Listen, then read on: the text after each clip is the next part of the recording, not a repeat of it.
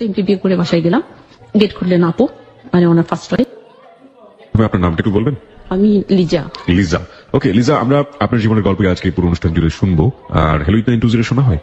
হ্যাঁ, রেগুলার শুনতে না পারলেও প্রায় শুনি, চেষ্টা করি শোনা। আচ্ছা ঠিক আছে। হ্যালো 920 আপনি কেন আসলেন? প্রথম প্রশ্নটা হচ্ছে এটা। মূলত জীবনের গল্পটা সবাইকে জানানোর জন্যই আসা। আরো কিছু কারণ আছে, সেটা আমার গল্প থেকে পরে শ্রোতারা বুঝতে পারবে। ফাইন, আমরা বেসিক কিছু জানতে চাই, লাইক আপনার এজটা যদি একটু বলতেন আমাদেরকে, প্লাস হচ্ছে আপনি কোথায় বড় হয়েছেন, লাইক আপনার জেলা এবং ঢাকাতে কোথায় থাকছেন, যেগুলো বললে প্রাইভেসিতে আপনার কোনো সমস্যা হবে না, বাট আমরা একটা জেস্টার যেটাকে বলি সারাংশ আমরা পাবো। আমার হোম টাউন হচ্ছে গাজীপুর, গাজীপুরেই বড় হওয়া, গাজীপুরেই পড়াশোনা করা, তারপর ঢাকায় চাকরির জন্য আসা। Okay. আর রাইট নাও আমি থাকছি ফার্মগেট। ফার্মগেট আপনি থাকছেন। ওকে, আমরা প্রিয় শ্রোতা আজকে লিজার জীবনের গল্প এখানে জানছি এবং একই সাথে বলতে চাই গল্প চলাকালীন সময়ে একেবারে গল্পের প্রাসঙ্গিকতায় যে কোনো মুহূর্তে আমরা একটা স্টুডিও পিকচার ওখানে দিয়ে দিব, আপনারা চাইলে ওখানে গিয়ে দেখতে পারেন, কমেন্টস করতে পারেন, হোয়াট এভার ইট ইজ। আমরা চলে যেতে চাই লিজার কাছে। কোথা থেকে শুরু করবো আমরা? ছোটবেলা থেকে শুরু করব। জি প্লিজ। আমি বড় হয়েছে একটা মধ্যবিত্ত খুব রক্ষণশীল পরিবারে। লাইফটা এরকম ছিল যে স্কুলে যাব, বাসায় আসবো। ওকে। এর বাইরে কিছু ছিল না, কোনো বন্ধু বান্ধবী এলাও ছিল না, কোনো বান্ধবীর বাড়িতে যাওয়া যাবে না। কিন্তু এর মধ্যেও একটু মানে হ্যাপি হয়ে গেল যে আমি যখন এসএসসি পরীক্ষা দিব, ঠিক ওই জায়গাটা থেকে ফিরবো, তবে তার আগে আমার কিছু কোয়ারি আছে, লাইক আপনারা কয় ভাই বোন ছিলেন, বাবা কি করতেন, রক্ষণশীল বলছেন পরিবারকে, কেন রক্ষণশীল বলছেন, এগুলো যদি আমাদের একটু বুঝিয়ে দিতেন। রক্ষণশীল এই কারণে বলছে আমার বাবা বরাবরই ব্যবসায়ী ছিলেন, উনি ঠিকাদারি করতেন, তারপর হচ্ছে হাটবাজার ইজারাদারি, ওকে। এই কাঠের ব্যবসা। জি। এবং উনি একসময় পাকিস্তান পিরিয়ডে ফার্স্ট ক্লাস ঠিকাদার ছিলেন। উনি ঢাকায়ও তখন সরকারি দুইটা ভবন সাব কন্ট্রাক্টে করেছেন। ওকে। প্রভাব ছিল ভালো। আর রাজনীতি করতেন, এখনো রাজনীতি করেন, আমার ভাইয়েরা করেন। আমরা হচ্ছে যে একটা মানে আমাদের এলাকায় খুব পরিচিত প্রভাবশালী ফাইন। সম্ভ্রান্ত বলাই চলে যে প্রধান দুটো দলের মধ্যে একটা দলের রাজনীতি করেন। ফাইন। কয় ভাই বোন? 4 ভাই 5 বোন, আমি সবার ছোট। 9 ভাই বোন। আপনি হচ্ছেন একদম সবার ছোট। সবার ছোট। সবার ছোট হলে তো একটু বেশি আদর পাওয়ার কথা ছিল। হ্যাঁ, বেশি আদর পাওয়ার কথা। আদরটা পেয়েছি, আবার অনাদরও পেয়েছি। ছোটদের একটা সমস্যা থাকে, সেটা হচ্ছে যে ওরা যাই করে না কেন বড়দের কাছে কৈফিয়ত দিতে হয়, কিংবা পারমিশন নিয়ে করতে হয়। Right. এটা অনেক সময় প্রবলেম হয়ে দাঁড়ায়। কারেক্ট। ওকে ফাইন, আমরা মোটামুটি গ্রাফটা পেয়ে গেছি। আপনি বলছিলেন যে ক্লাস 10 পর্যন্ত আপনি একটা রক্ষণশীল পরিবারে বড় হয়েছেন, এবং রক্ষণশীলতার ধরন বলতে আপনি যেটা বোঝালেন যে সবার সাথে খুব সহজে মেশার ব্যাপারটা ছিল না, খুব সহজে চাইলে অন্য বাড়িতে যাওয়া যেত না। না, ইভেন আমাদের বাসায় আমাদের যে কাজিন ভাইরা যারা, ওদের আসা যাওয়াটাও সহজ ছিল না, আবার নিষেধ ছিল। একটা রক্ষণশীলতার ব্যাপার আমরা জানি যে ধর্মীয় দিক থেকে রক্ষণশীলতা, আরেকটা হচ্ছে পারিবারিক রক্ষণশীলতা। আসলে কোনটা? আবার দৃষ্টিকোণটা এরকমই ছিল, উনি ধর্মীয় দৃষ্টিকোণ থেকে এই কাজটা করতেন যে মেয়েরা হচ্ছে পর্দায় থাকবে, ওকে, ঘরে থাকবে। ওকে। উনি বরাবরই ধার্মিক। বরাবরই ধার্মিক। ফাইন। আপনি এসএসসির জায়গাটাতে চলে আসতে চাচ্ছিলেন। হ্যাঁ, ওকে। ওটা হচ্ছে 94 এর শেষের দিকে, 12ই ডিসেম্বর আমার যার সাথে মানে অ্যাফেয়ার শুরু হয়, তা আমি ওটা লাভ ডে হিসেবেই বলবো, ওটা আমরা ওইভাবেই পালন করতাম। আচ্ছা, মানে আপনাদের কি প্রেমের সম্পর্ক শুরু হয়ে গেছে নাকি? তার আগে দেখেছি এভাবে যে আমার ভাইয়া তো রাজনীতি করতেন, বড় ভাইয়া, ভাইয়ের সাথে ওর যেসব ছেলে পেলেদের খুব ভালো সম্পর্ক ছিল। ভাইয়ের মোর দেন জুনিয়র, তাদের মধ্যেই একটা ছেলে, আর হচ্ছে যে ও আবার আমার আব্বার খুব ক্লোজ ফ্রেন্ড, ওনারই বোনের ছেলে। ওকে। সেই পারপাসে আমাদের ফ্যামিলির সাথে একটু রিলেটেড ছিল, বাট আমাদের বাসায় আসা যাওয়াটা ছিল না। ভাইয়ের আলাদা মানে মিটিং রুম ছিল। আমি কি নামটা জানতে পারি ভদ্রলোকের? ডাকনাম হচ্ছে শহীদ, পুরো নাম হচ্ছে শহীদুজ্জামান। শহীদুজ্জামান, আমরা শহীদ বলতে পারি। আপনার যে বয়সের পার্থক্য কতটুকু ছিল ওই সময়? 11 বছর। মানে আপনার যে জুনিয়র নাকি? আমার সিনিয়র। ওকে, আপনার 11 বছরের বড় ছিল সে, আপনি তখন এসএসসি তে পড়ছেন। আমি বিগিনিংটা জানতে চাচ্ছি, লাইক শুরুটা কিভাবে হলো? আপনি বলছিলেন শুরুটা হচ্ছে এভাবে, সন্ধ্যার পরে ছাদে হাঁটাহাঁটি করি, তো আমাদের বাসাটা হচ্ছে এমন একটা এরিয়া যেটা কমার্শিয়াল এরিয়া, অনেক লোকজন আসে, একদম বাজারে মোড়ে বাসাটা। আমি একদিন দেখলাম ভাইয়ের সাথে একটা ছেলেকে দেখে আমার ভালো লাগলো। তখন আমার ভাই বিয়ে করেছেন, একদম নতুন, ভাবি নতুন। ভাবিকে আমি বললাম, ভাবি এরকম এরকম একটা ছেলে দেখলাম, খুব হ্যান্ডসাম, ছেলেটার নাম কি? ভাবি পরে ভাইয়ের কাছ থেকে জানতে পারলো। তা আমি প্রথমে বলে রাখি যে আসলে আমার প্রেমের ক্ষেত্রে আমার বড় ভাবি আমাকে পুরোপুরি সাহায্য করেছে, সেই জন্য সাধারণত পারিবারিক ভাবে বড় ভাবিরা এই ধরনের রোল প্লে করেন। আমরা ইনফ্যাক্ট যতটুকু জানি, কেন জানি মনে হয় যে ভাবিদের কাছে গেলে দেবর কিংবা ননদ একটা অনেক বড় সাপোর্ট পান। আর এটার আরেকটা কারণ হচ্ছে যে আমার ভাই ভাবে কিন্তু লাভ ম্যারেজ। তারপর আবার শহীদের মামাতো ভাই ওর মামার বাসায় থাকতো, যেটা আমাদের বাসা থেকে খুবই কাছে, হয়তো 5-7 মিনিটের পথ হেঁটে যেতে। ওর মামাতো ভাই যে ওর সমবয়সী ওই ভাইয়াটা, মনির ভাই, উনি এখন বেঁচে নেই, মারা গেছেন। উনি আমাদের বাসায় যাওয়ার সাথে ছিল। তখন ওই শহীদ ও আমাদের বাসায় ফোন করতো, ভাইয়া তো অনেকে ফোন আসতো, তো ফোন আমরা রিসিভ করতাম, আমি আমার ছোট আপু, আমরা পিঠাপিঠি। তাই একদিন ফোন দিল, ভাইকে খুঁজলো, বললাম যে নাম ভাইয়ের বাসায় নেই। আমাকে তখন জিজ্ঞেস করলো আপনার নাম কি, নামটা বললাম। আমি জিজ্ঞেস করলাম আপনি কি? ভাই আসলে ভাই কিছু বলতে হবে কিনা? বলছে না কিছু বলতে হবে না, ঠিক আছে ফোন রেখে দাও। কিন্তু আমি যাকে দেখেছি উনি যে সেই ব্যক্তি তখন আমি সেটা জানি না। শিওর ছিলেন না? ওকে। উনি তারপর নাকি শুনলাম যে ওই ভাইকে বলছে যে লিডারের বসে ফোন দিলাম, লিডারের ছোট বোন ফোন রিসিভ করলো, খুব মিষ্টি ভয়েস, এই নাম তুই কি চিনিস? পর বলছে হ্যাঁ চিনি তো, কোন ক্লাসে পড়ে? বলছি যে এসএসসি পরীক্ষার্থী। তো আমি তখন কোচিং করি, রেজাল্ট এখনো আউট হয়নি, কিন্তু স্কুলে যাওয়া আসা আছে কোচিং করার জন্য। ওকে। যাওয়া আসার পথে আমাকে একদিন ওরা দেখেছে, আমাকে দেখার জন্য ওরা স্কুলের পথে দাঁড়ানো ছিল। তারপর ওর কিউরিওসিটি, ওরা আমাকে ভালো লাগলো। ওর মামাতো ভাইকে মানে এদিক দিয়ে খুবই করছে যে তুই ভাবিকে বল কিংবা ওকে বল, আমাকে খুব ভালো লেগেছে। ওকে। ওই ভাইটা বাসায় আসতো কিন্তু বলা সাহস পেত না, কারণ আমরা তো মিশতাম না। হয়তো ভাই কেমন আছেন, ভালো মন্দ, ব্যাস এটুকুই। ভাবির সাথে কথা বলতো, আম্মার সাথে কথা বলতো, আব্বুর সাথে কথা বলতো। মনির ভাইয়া বড় ভাবিকে বলছে, বড় ভাবি তো আমার কাছ থেকে তো উইকনেসটা টের পেয়েছেন, তো ভাবি গল্প করে করে নামটা বললো। তারপরে একদিন কিভাবে ওই ডিসেম্বরের 12 তারিখ সন্ধ্যার পর ফোন আসলো। ভাবি বললো যে তোমার ফোন আসছে, কথা বললো। ভাবি তখনও বলেন যে কে। আমি কথা বলতে বলতে পরে দেখলাম যে আচ্ছা উনি, যাকে আমি দেখেছিলাম, যার সম্পর্কে আমার কৌতূহলটা জন্মেছিল, জানতে চেয়েছিলাম, এই সে ভদ্রলোক। হ্যাঁ, তখন কথা বললাম, অনেকখানি কথা বললাম। তারপর প্রতিদিনই কথা বলা, এই তো ফোনে কথা বললাম। শুরু হলো প্রেমের শুরু, যেটা প্রেমের শুরু তো এখনই হয়নি, লাইক কথা বলছেন কিন্তু মনের ভিতরে টং টং করে ফোনটা হ্যাঁ, বাজছে। যেটা বলে কুসুম কুসুম, তো আগেই দূর থেকে দেখেই তো দুজনের মনে জন্ম হয়ে গেছে।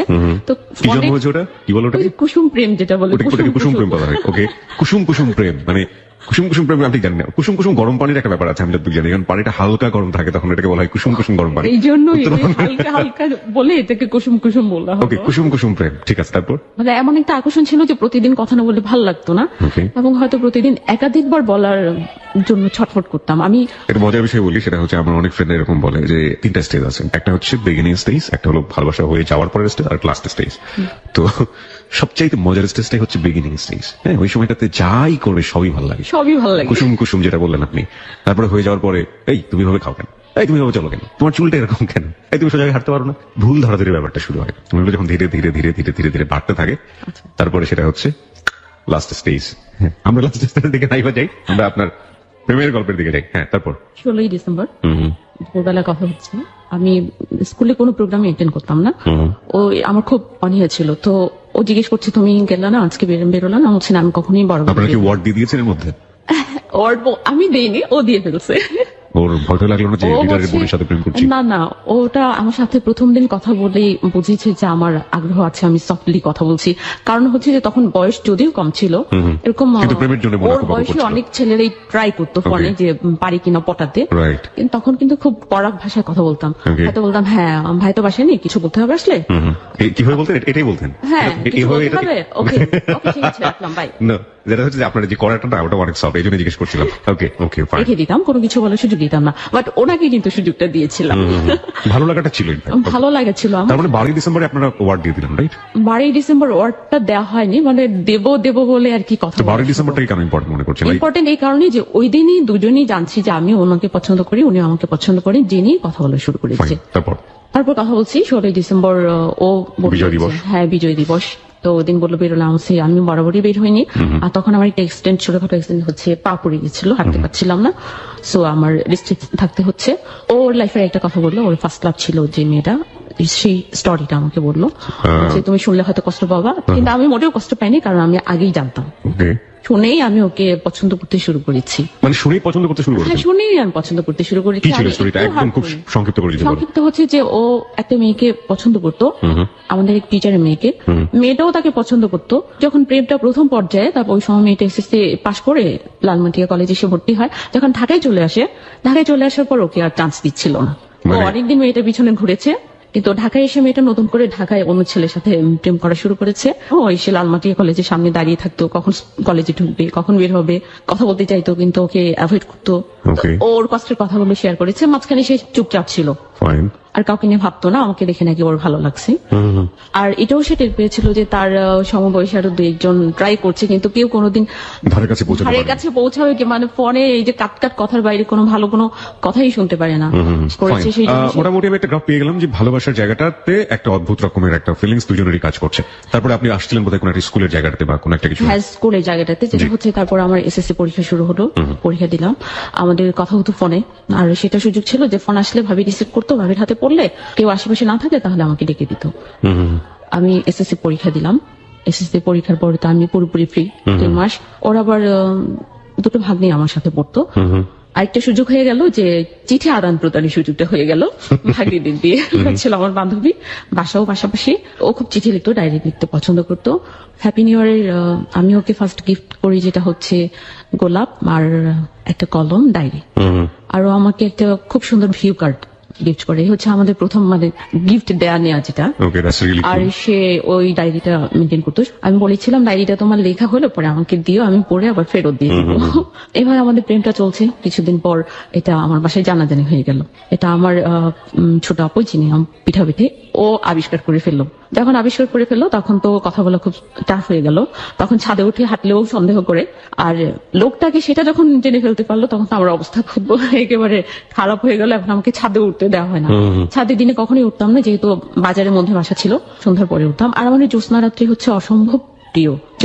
যখন জ্যোৎস্না ফুটফুটি জ্যোৎস্না থাকতো কিংবা পূর্ণিমা রাত, আমি দোয়া করতাম আল্লাহ এখনই লোডশেডিংটা শুরু হয়ে যেত, তাহলে আমি বলতে পারতাম যে বিদ্যুৎ নেই, এখন পড়বো না, ছাদে যাবো। ছাদে হাঁটতাম, এই তো দেখতে হলে এইটুকু। কম করে আমাদের চলতে গেল। এখানে আমি কথা বলি 3 মাস পর যখন আমার এসএসসি রেজাল্ট বেরোলো, আমার রেজাল্ট কি হবে সেটা আমি নিশ্চিতই ছিলাম। বরাবরই হয়, পরীক্ষা দিয়ে আমি যত নাম্বার পাবো বলি যে সাবজেক্টে ঠিক ততই পাই, বরং তার চেয়ে 1 নাম্বার বেশি পাই, কম কখনো হয় না। কিন্তু এখানে অপ্রত্যাশিত একটা দুর্ঘটনা, যেটা বলা চলে আমার জীবনের প্রথম ব্যর্থতা, এবং এটা আজও আমি ভুলতে পারি না এবং আমি ওটাকে এখনো মেনে নিতে পারি না। সেটা হচ্ছে যে আমি এসএসসি পরীক্ষায় ফেল করেছি। ছোট আপুর আমার রোল নিয়ে স্কুলে গেছে দেখার জন্য, খুঁজে পায়নি। অন্য আরেকটা ভাইকে দিছে, কেউ খুঁজে পায়নি। চলে আসার পর বাসায় এসে যখন এই কথা বলছে, আমি তো অবাক, এটা তো হতেই পারে না, ইম্পসিবল। তারপর আবার এটা নিয়ে ঘাটাঘাটি করে, হ্যাঁ আমি ফেল, অথচ আমার চেয়ে অনেক খারাপ খারাপ স্টুডেন্টরা পাশ করে গেছে। আর সেদিন শহীদ খুব তাড়াতাড়ি, সেও খুব আশায় ছিল এবং ওর বন্ধুরা যারা আমাদের সম্পর্কটা জানতো সবাইকে বলছিল যে লিজা যদি জাস্ট ফার্স্ট ডিভিশন পেলেই আমি তোরা যত খেতে পারিস আমি খাও। ও এরকম একটা আনন্দ নিয়ে, আশা নিয়ে রেজাল্ট শিট হাতে পেয়ে দেখলো যে ওর ভাগ্নিরা আমার চেয়ে স্টুডেন্ট ভালো ছিল না, বলা চলে কোন রকমের পাশ করার মতো ছিল। যদি আমাদের সময়টা খুব ইজিলি ছিল, যে তখন হচ্ছে টাস্ক ফোর্স 500 অবজেক্টিভ ছিল, 500 দেওয়া থেকেই 50 নম্বর আসতো, এবং যেটা ছিল হচ্ছে রিটেন, যেটা একটাতে পাস করলেই হবে, তাই তো? হ্যাঁ, একটাতে পাস করলেই হবে। Most easiest exam ever in Bangladesh. হ্যাঁ, যেখানে দেখা গেছে যে অবজেক্টিভ যদি 50 পেয়ে যায়, রিটেনে যদি 0 পায় তারপরও পাস। রাইট। তবে অঙ্কে তো আর অবজেক্টিভটা ছিল না। অঙ্কে আমি ফেল করেছি, মানে সাধারণ গণিত যেটা। আমি গণিতে অনেক ভালো ছিলাম না, তবে অনেক পচাও ছিলাম না। কিন্তু অঙ্ক তো বোঝা যায়, লাইক আপনি যখন করে আসবেন অঙ্কটা। হ্যাঁ, আমি তো কারেক্ট পরীক্ষা প্রশ্ন হাতে পেয়ে দেখলাম যে না, মোটামুটি ভালোই হয়েছে। তো আপনি বাইরে এসে শিওর ছিলেন কত? বাইরে এসে আমি শিওর ছিলাম যে আমি 52-53 এরকম। আপনার 33 পাস, তাই তো? হ্যাঁ, 33 পাস। রেজাল্টটা উল্টো হলো, কিন্তু তখন আমি বিশ্বাস করিনি। আমি ভেঙে পড়ার চেয়ে অবাক হচ্ছিলাম বেশি। How it happened, right? হ্যাঁ, তো এদিকে আমার মেঝো ভাই আবার বলছে, আমার আবার এসএসসি পরীক্ষা চলাকালীন আমার দাদু মারা যান।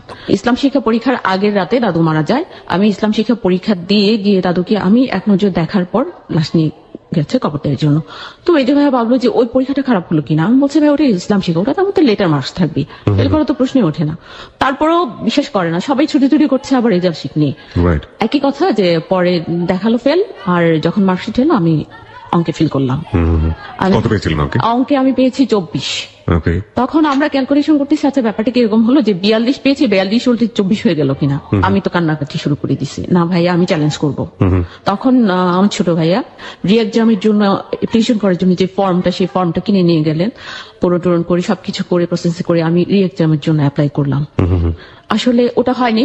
আমি অনেক দিন পর 96 আবার এসএসসি পরীক্ষার জন্য যখন হচ্ছে যে টেস্টের রেজাল্ট আউট হয়ে গেছে, এখন যারা পাশ করেছে তারা ফর্ম ফিল আপ করতে পারবে, ওই মুহূর্তে চিঠিটা রিপ্লাই হয়েছে, উত্তর গেল যে আপনার খাতা পুনর্নিরীক্ষণ করা হয়েছে, প্রাপ্ত নম্বর এতই, 24। সেই যে আমি 24 রয়ে গেলাম, আমার জীবনে একটা বড় একটা ঝড় আসলো। আমি পরে বললাম যে আমি পরীক্ষাই দেবো না, পড়াশোনাই করবো না, একদম গো ধরে গেছি, কারণ আমার মনে বসছিল না। তারপর আমাকে বাসা থেকে সবাই বলছে যে না কোনো সমস্যা নেই, একবার খারাপ হলে কি মানুষ নেক্সট বার ভালো করে। স্কুলের স্যাররাও আমাকে একই কথা বলছেন, কিন্তু আমি কোনোভাবে মেনে নিতে পারছি না। পড়তে বসলে আমার একই কথা মনে পড়ে যে কেন। আর আমি এখন স্কুলে যাই, আমি স্কুলে যেতে নেমে দেখি যে আমার বন্ধুরা কলেজে যায়, আমার বাসা ক্রস করে, আমার খুবই লজ্জা লাগে। রাইট, আমি আপনার সাথে একটু শেয়ার করি আজকের জীবনের গল্পটা। না মানে যত বেশি শুনছি তত বেশি নিজের কথা শেয়ার করতে ইচ্ছে করছে।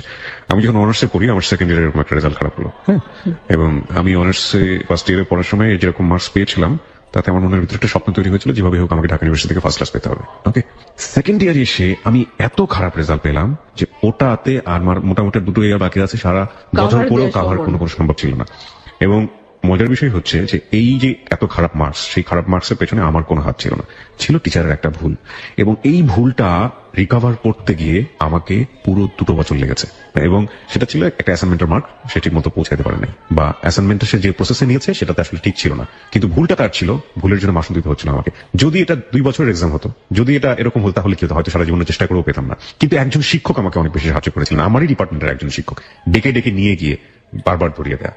এবং অবশ্য সেটা একটা স্টোরি, থার্ড ইয়ারে এত বেশি মার্কস পেয়েছিলাম যে সেকেন্ড ইয়ার তো কভার করেছিল, ফোর্থ ইয়ারে মার্কস না পেলেও আমি ফার্স্ট ক্লাস পেতাম। কিন্তু শোনার পরে না মানে নিজের জায়গাটা ফিল হচ্ছে। যাই হোক, শুনি আপনারটাই শুনি তারপর। আমার আরেকটা কষ্ট, ওই প্রথম আমার আব্বা এবং বড় ভাইয়ের প্রতি একটা অভিযোগ জীবনে প্রথম তৈরি হয়েছিল এই কারণে যে আমরা যে দল তখন করতাম, আমাদের দল তখন ক্ষমতায় ছিল, এবং আমাদের এলাকার যিনি এমপি উনি তখন একজন ক্যাবিনেট মন্ত্রী ছিলেন এবং আমাদের কাছের লোক। ভাই আব্বা ওনারও তো রাজনীতি করেন, ওনার যদি একবার শুধু বলতেন যে আপনি একটু শিক্ষা বোর্ডের, ভাই যদি বলতো যে ছোট বোনটা এই হয়েছে আপনি একবার একটু ফোন করেন, তা ওরা ওদেরকে রিকোয়েস্ট করার কল্পনা কোনো আমলেই নেয়নি। যেহেতু আমার দুলা ভাই ওনার পিএসকে দিয়ে ফোন দিয়েছেন, উনি আরেকবার ফোন করলেই কাজটা হয়ে যেত, কিন্তু এই হেল্পটা আমার ফ্যামিলি আমাকে করেনি। এই প্রথম ছিল আমার ওনাদের প্রতি একটা কষ্ট যে কেন করলো না। যাই হোক, আপনি যেটা বলছিলেন যে আপনি লম্বা একটা ব্রেক অফ স্টাডিজ এর দিকে এগোচ্ছিলেন বা এরকম একটা মনোভাব তৈরি হচ্ছিল, তারপর আসলে আমি পরে পরীক্ষা দিলাম না, তারপরেও আমি এভাবেই না আমি আর পড়াশোনাই করবো না। আমি কেন জানি অনেক বেশি ভেঙে পড়েছি, যদিও সবাই আমাকে উৎসাহ দিচ্ছিল। আমি নতুন করে রেজিস্ট্রেশন করে তারপরে আবার পড়াশোনা শুরু করেছি। আমি এই ক্ষেত্রে বলি, শহীদের সাথে তখন আমার সম্পর্কটা হচ্ছে বাসায় জানাজানি হয়ে যাওয়ার কারণে যোগাযোগটা ইরেগুলার হয়ে গেছে। ও বাইরে যাওয়ার জন্য চেষ্টা করছিল, ও হচ্ছিল যে ভালো কোনো কান্ট্রিতে সেটেল হওয়ার জন্য। এদিকে ওর অস্ট্রেলিয়ার ভিসা হয়ে গেছে। তখন আমার বাসা থেকে খুব তোড়জোড় শুরু করলো। শহীদকে কেউ পছন্দ করতো না, ওদের বাড়ি গ্রামে ছিল, কিন্তু ফ্যামিলি ব্যাকগ্রাউন্ড ভালো ছিল। কিন্তু ওর অনেকগুলো বোন ছিল আর ও একটা ভাই, তো আমার আম্মাও পছন্দ করতো না যে এতগুলো বোনের একটা ভাই ওই ফ্যামিলিতে আমার ছোট মেয়েকে দিলে ওখানে খুব ঝামেলায় থাকবে, খুব ডিস্টার্ব করবে বোনরা। আর আমার ভাইরাও কেউ কেউ পছন্দ করতো না, শুধু বড় ভাই ওকে খুব স্নেহ করতো। ও তখন চেয়েছিল যে আমরা নিজেরা বিয়ে করে ফেলি। ও আমাকে এই ধরনের প্রপোজ করেছে। ফেল করার পরে, হ্যাঁ ফেল করার পরে ও আমার পাশে আছে। ও কিন্তু এই জন্য কখনো ইয়ে করেনি এবং আমাকে বলছে যে নতুন করে তুমি পড়াশোনা করো, পরীক্ষা দাও। তো বাসা থেকে একটু অবহেলা পাচ্ছিলাম, মানে আব্বার একটু অন্যরকম অবহেলা ছিল। আব্বা কেন জানি মেয়েদের প্রতি ওনার কি হবে, মেয়েরা এত পড়াশোনা করি, উনি ছেলেদের বেলায় এরকম ছিলেন, জাস্ট গ্রাজুয়েশন করলো বিজনেস করবে। আমি তো আমার ছেলেদের দিয়ে চাকরি করাবো না, নিজেও কখনো করিনি। ঠিক আছে থাক এখানে এরকম। তারপরে শহীদ আমাকে নিয়ে যেতে চাইলো, আমরা নিজেরা বিয়ে করে ফেলবো, আমি রাজি হইনি। আমি বলছি যে না দেখো, আমার এখনো বিয়ের আইনি বয়সটাই হয়নি, আর আমার ইমিডিয়েট বড় বোন রয়ে গেছে। ও ভয় পেত যে আমার ফ্যামিলি যদি রাজি না হয়। তখন ওকে বলতাম যে আমার ফ্যামিলিকে রাজি করানোর দায়িত্ব আমার, তুমি শুধু প্রস্তাব পাঠিও। তারপর ও কেন জানি ভয় পেত, আমি বুঝতে পারতাম না। তার কারণও ছিল আমার 2 ভাইয়া ওর সাথে ভালো বিহেভ করতো না। 2 আপু মাঝে মধ্যে ফোনে ওরে একদিন মানে একটু অপমানজনক কথাবার্তা বলেছে, সেই জন্য সে কষ্ট পেয়েছে। আর ও তখন তেমন কিছু করতো না, বিজনেস করতো, বিয়ে দেওয়ার মতো ওরকম স্টাবলিশড ছিল না। তো আমার তো ছিল যে আমি তো এখন বিয়ে করছি না, ওরও সময় দেরি আছে, অতদিনে তো স্টাবলিশড হয়ে যাবে। তারপরে না হলো না, আমি ওকে বিয়ে করলাম না, পালিয়ে গিয়ে। ও তখন বলতে শুরু করলো যে আমি নাকি ওকে আসলে অতটা ভালোবাসি না, ও আমাকে যতটা ভালোবাসে, আর সেই জন্যই আমি রাজি হচ্ছি না, ওকে আমি মূল্যায়ন করছি না। ওই আমাকে ভুল বুঝতে শুরু করলো, কিন্তু আমি ওকে বোঝাতে পারতাম না, কারণ বোঝানো সম্ভব ছিল না যে আমরা অনেকটা সময় ধরে কথা বলতে পারতাম না, আর দেখা তো কখনোই হতো না সামনাসামনি। বাসায় খুব চাপের মধ্যে থাকি, ফোনে কথা বলতে পারি না, চিঠিও লেখা হয় না, তাহলে আমি বোঝাবো কি করে? এই দূর থেকে একটা ভুল বোঝাবুঝি শুরু হয়ে গেল। তারপর 98 আমার জন্য বিয়ের প্রস্তাব নিল আমার চাচি। আমার ফ্যামিলি থেকে ওরা সবাই দেখে দেখে পছন্দ, উত্তরায় ছেলেদের বাড়িটারে আমাকে বিয়ে দিয়ে দিবে। কিন্তু আমি তখন ওর সাথে যোগাযোগ করার চেষ্টা করছি, আমার তো জানাতে হবে ব্যাপারটা ওকে। আর আমি বিয়ে করব না, কেন বিয়ে করব? বড় বোন আছে, আমি এমনকি অপরাধ করে ফেললাম। এই প্রেমকে এত বড় অপরাধ, মানে বড় বোনকে রেখে বড় বোনকে রেখে আমাকে বিয়ে দিবে। আর এটার পিছনে কারণ ছিল যে আমার কারোর সাথে প্রেম, এই জন্যই আমার ছোট ভাই খুব ক্রেজি হয়ে গেলেন। তখন আমি ভাবিকে রিকোয়েস্ট করলাম, ভাবি যে কোনো ভাবে আমার ওর সাথে যোগাযোগ করতে হবে, ওকে জানাও ব্যাপারটা। আমার সুযোগ হলো ওর সাথে কথা বলার, ফোনে কথা বলছি, কথা বলে এরকম আমার তো বিয়ে ঠিক হয়ে গেছে বলা চলে, ছেলে পক্ষ এসে দেখে গেছে, আমাকে সরাসরি দেখেনি, আমার ছবি দেখে ওরা পছন্দ করেছে, ওরা ডেট দিতে বলছে। ও তখন হেলাফেলাই নিচ্ছে, আমি সে হেলাফেলা কিছু না, বিসিএস। তখন সে আমাকে বললো যে কেন তোমার ফ্যামিলি সিরিয়াল ব্রেক করছে? যদি সিরিয়াল মেনটেন করতো আর আমি আর 5-7টা মাস সময় পেতাম, তাহলে হয়তো আমি একটা কিছু করতে পারতাম, কারণ আমার ভিসা হয়ে যাবে সম্ভাবনা আছে। আর ভিসাটা হয়ে গেলে আমি বিয়ের প্রস্তাব পাঠাবো, তোমাকে কাবিন করে যেটা রেখে যাব, এরকম আমার চিন্তা। তখন আমি বললাম ঠিক আছে যাও, 5 মাস না, তোমাকে আমি আরো বেশি সময় দিলাম, বিয়ে আমি ঠেকাবো, এটা আমার দায়িত্ব। ওকে, আমি একটু থামাচ্ছি আপনাকে। প্রিয় শ্রোতা, বেশ কিছু বিষয় এখানে লক্ষ্য রাখতে হবে। দুটো খুব ইম্পর্টেন্ট পয়েন্ট আমরা কিন্তু পেয়েছি এখন পর্যন্ত। আমার কাছে যেটা মনে হচ্ছে, একটা হচ্ছে ওর ব্রেক অফ স্টাডিজ, যেটাকে ও বলছে যে আমার ভাগ্য আমাকে খারাপ ভাবে নিল এবং তারপরে আমি আর উঠে দাঁড়াতে পারলাম না। ও কিন্তু ব্রেক অফ স্টাডিজ এর মধ্যে চলে গিয়েছে, ও কিন্তু এসএসসি পরীক্ষা দিচ্ছে না, পরের বছর দেয়নি, তার পরের বছর দেয়নি, এবং এখন পর্যন্ত পড়াশোনার মধ্যে আসেনি। 1 2 নাম্বার হচ্ছে যে ছেলেটিকে ও লাভ করে সেই ছেলেটি কিন্তু বিদেশ চলে যেতে চাচ্ছে এবং ওকে বিয়ে করতে চেয়েছিল, কিন্তু ও চাচ্ছে পারিবারিকভাবে বিয়েটা হোক। 2 3 নাম্বার হচ্ছে যে এখানে আরেকটা গুরুত্বপূর্ণ বিষয়, সেটা হচ্ছে ওর কিন্তু বিয়ে ঠিক হয়ে গেছে ফ্যামিলি থেকে, সেটাকে এই ছেলেটার জন্য ও ঠেকিয়ে দেওয়ার চেষ্টা করছে। এখন পর্যন্ত এই 3টা পয়েন্ট খুবই খুবই গুরুত্বপূর্ণ। আমরা বলতে পারি যে এটা হচ্ছে চুম্বক পয়েন্ট এই গল্পগুলোর জন্য, যেগুলো পরবর্তী ক্ষেত্রে গল্পের এন্ডিং এ এসে অনেক বেশি কাজে লাগবে। সুতরাং এই বিষয়গুলোকে একটু লক্ষ্য রাখবেন। আর যারা মন্তব্য করছেন ফেসবুকে, তাদেরকে আমি বলবো সচেতনভাবে মন্তব্য করতে, এই কারণে যে একজন মানুষ যখন জীবনের গল্প এখানে বলতে আসে, সেই মানুষটি জীবনের সমস্ত জীবনটা নিয়ে লাখ লাখ মানুষের কাছে আসে। সুতরাং আমাদের জায়গাটা থেকে আমরা পছন্দ করি আর না করি, তার প্রতি মিনিমাম শ্রদ্ধাবোধটুকু আমাদের সবার থাকা উচিত।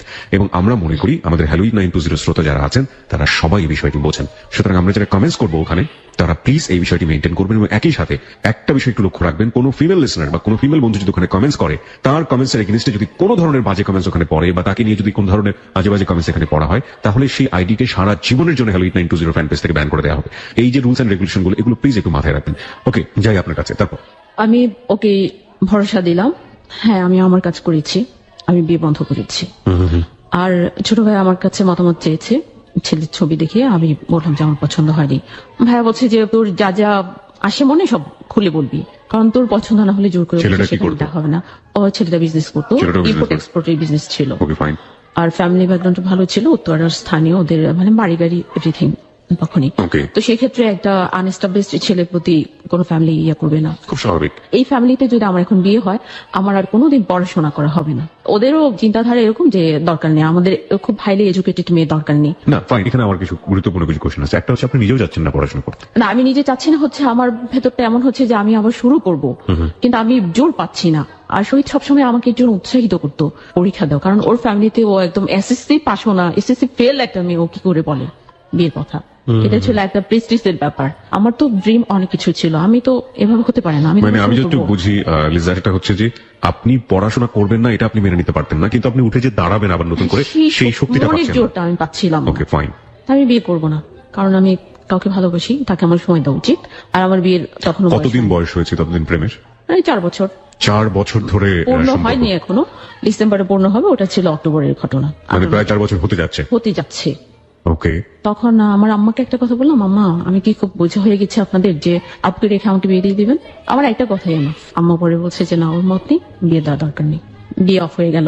আমার এখানে যেটা বলার আছে, যেটা আমি কষ্ট পাচ্ছি, যে জায়গাটা, যে আমি যাকে ভালোবাসি, যার জন্য আমি আমার ফ্যামিলির এগেনস্টে দাঁড়ালাম, আমি তখন শুনতে পেলাম যে সে যখন ঢাকায় আসে থাকে, অনেক মেয়ের সাথে প্রেম আছে, ঘুরে বেড়ায়, চাইনিজ খায়, পার্কে যায়।